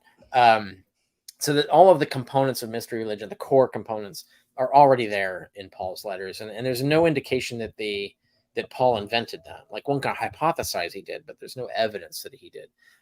So as far as we know, like they're right out of the gate. Like Christianity launches as a mystery religion. And I cite some examples on the Historicity of Jesus that this actually might even be a lone concept that predates Christianity, that there's elements of mystery religion already showing up at Qumran, right? It's not as clear, it's not as decisive, it's not as organized, so we can't say that confidently. But there's hints of it, and so it's entirely possible there was mystery cult elements already infused in the Qumran community and their concept of Judaism. But like I said, we can't prove that. That's not established. It's just there's hints of it, of possibility, maybe. But certainly in terms of Christianity, the earliest documents we have are already loaded with it. So make of that what you will. Okay, that's a good answer. Thank you. Next up, we've got AFD, who asks, have you ever considered doing a book on Gnosticism and it being the origins of Christianity? This pre-existent logos concept in Philo is a smoking gun. Yeah, I disagree with both of these statements. So Gnosticism didn't exist. Sorry to say. So this is the thing, as part of the Westar Institute report. I agree with them. I actually came to the same conclusion independently, and then I discovered that the Westar Institute was coming to the same conclusion. That Gnosticism is a modern construct. It wasn't a thing in antiquity. Now the elements of what we call Gnosticism existed in various ways in the ancient world, but there was no organized central thing called Gnosticism. And so it's not useful as an explanatory construct anymore. If you want to know about that, I have an article on my blog about Gnosticism didn't exist. And I think that's literally the title. And I summarize it, but I also link to the Westar report that talks about this. And I agree. And if you notice it on the Historicity of Jesus, I never mention Gnosticism ever once. The word does not exist in the book, and because it has no explanatory value. So anyway, so that's one, shocker. The people get disappointed when I say that. In terms of the pre-existent logos concept being a smoking gun, I don't think it's a smoking gun for historicity, because the reason being is that one could just as easily attribute the pre-existent logos figure to a historical person, right? So like, just the fact that Jesus was assumed to be that person does not tell you whether he existed or not. All it tells you is that they thought that was him. And so there are that does limit your historicity models. So there are historicity models that are ruled out by this, but there are historicity models that can be ruled in by this and are just as likely. So this in and of itself is not a smoking gun for historicity. And in fact, this is kind of like a mainstream thing now. Like there's tons and tons of historicists who fully agree with the logos model being predating Christianity and Christianity just picking it up. and applying it to a historical person. So that they don't see any threat to historicity from this. And they're right. Like logically, by this in and of itself is not a threat to historicity. It just changes how we understand how Christianity developed, whether Jesus existed or not. The use it has is that it gives us an alternative possibility for explaining Christianity. If you have a pre-existing figure, you don't need a historical one. That doesn't mean that you couldn't apply it to a historical one. It just means now that the argument that you had to have a real historical person to apply it to is now done, because we've already got the figure. You can easily just have a vision of that figure and start the whole religion, right? So that's the relevance it has for mythicism. It's not that it smoking gun kills historicity. It doesn't, but it does make mythicism more plausible against certain kinds of arguments against it. I definitely think that it like you were saying, as far as hold on. I think it definitely makes it a little bit more difficult for historicists, because now they have to provide, Oh, positive evidence to support the true. idea that Jesus Right. was historical. Yeah. Historicity has leaned on a lot of assumptions, and those assumptions are easily refuted. And that means historicity has to go back to leaning on evidence again. And that is a problem. It shouldn't have to be a problem, but it is a problem. But that, yeah, it basically just eliminates a bunch of bogus arguments for historicity. But there could still be like legitimate arguments for historicity left over. It's just you have to go look and see if there are at that point. That's why it's not a smoking gun. Yeah, totally agree. Which I was going to ask, this is a little off topic before we get to these last few chats here, but have you ever heard of the idea that Jesus swooned off of the cross, but then came back on the scene as Jesus ben Ananias? I have not heard that. No.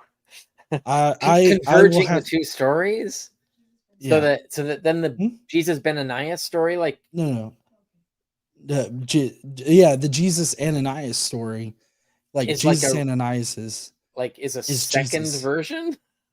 No. It's like it's a continuation of the same Yeah, Jesus person. that's what I'm wondering. Like, okay, no, I've never heard this. This is it Okay. seems improbable. I just I'll have at first hearing this does not sound plausible, but no, I haven't seen it. I haven't seen that argument.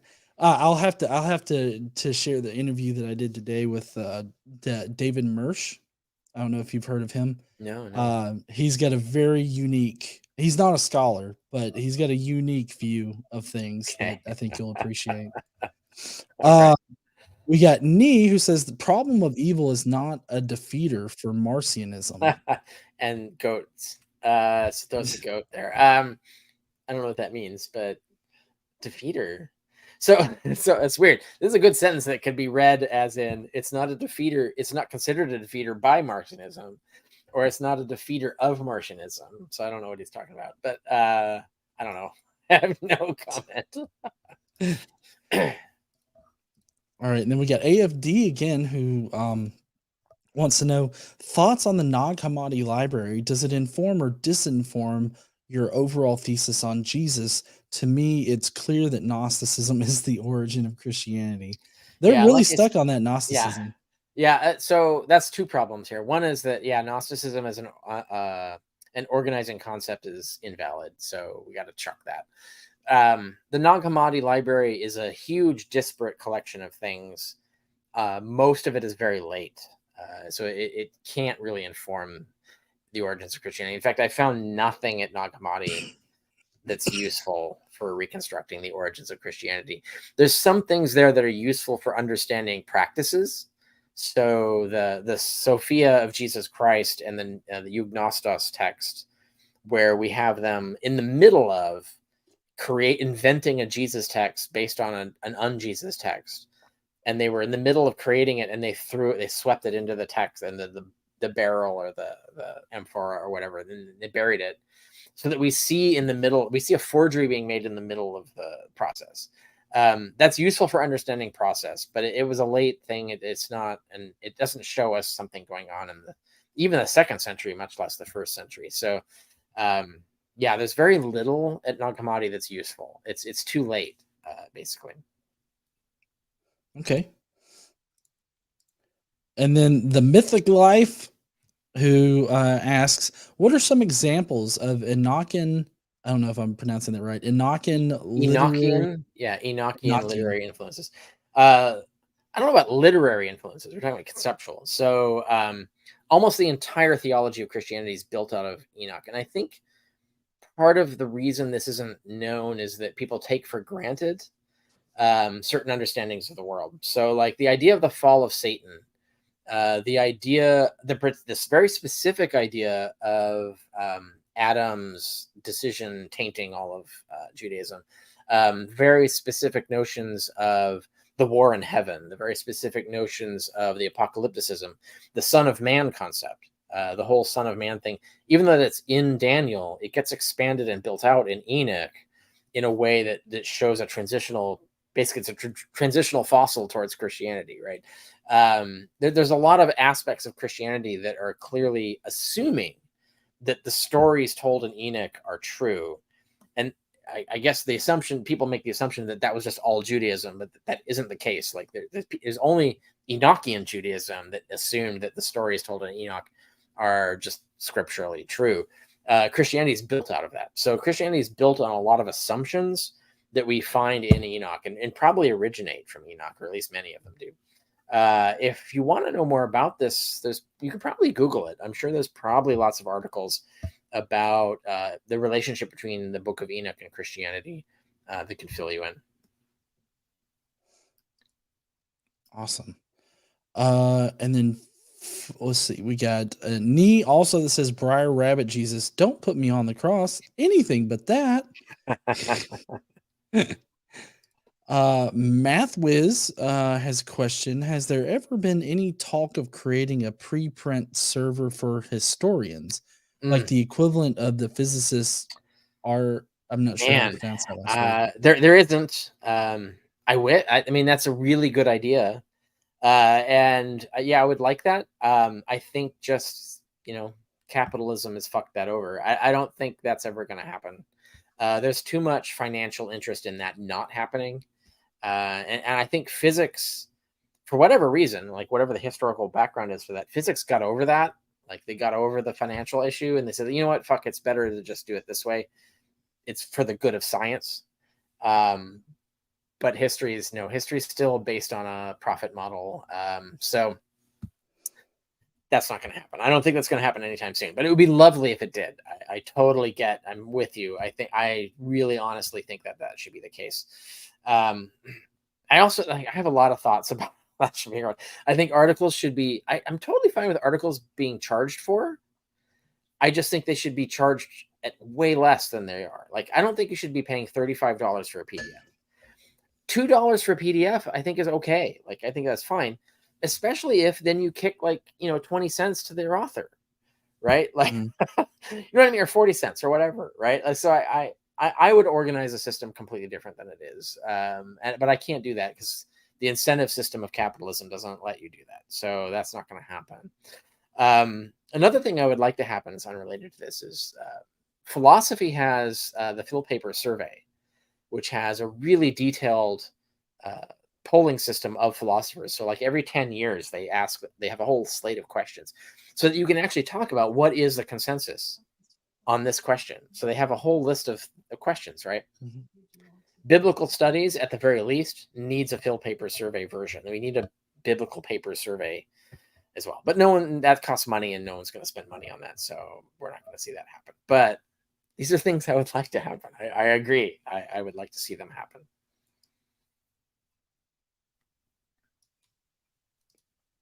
All right. Trying to push through.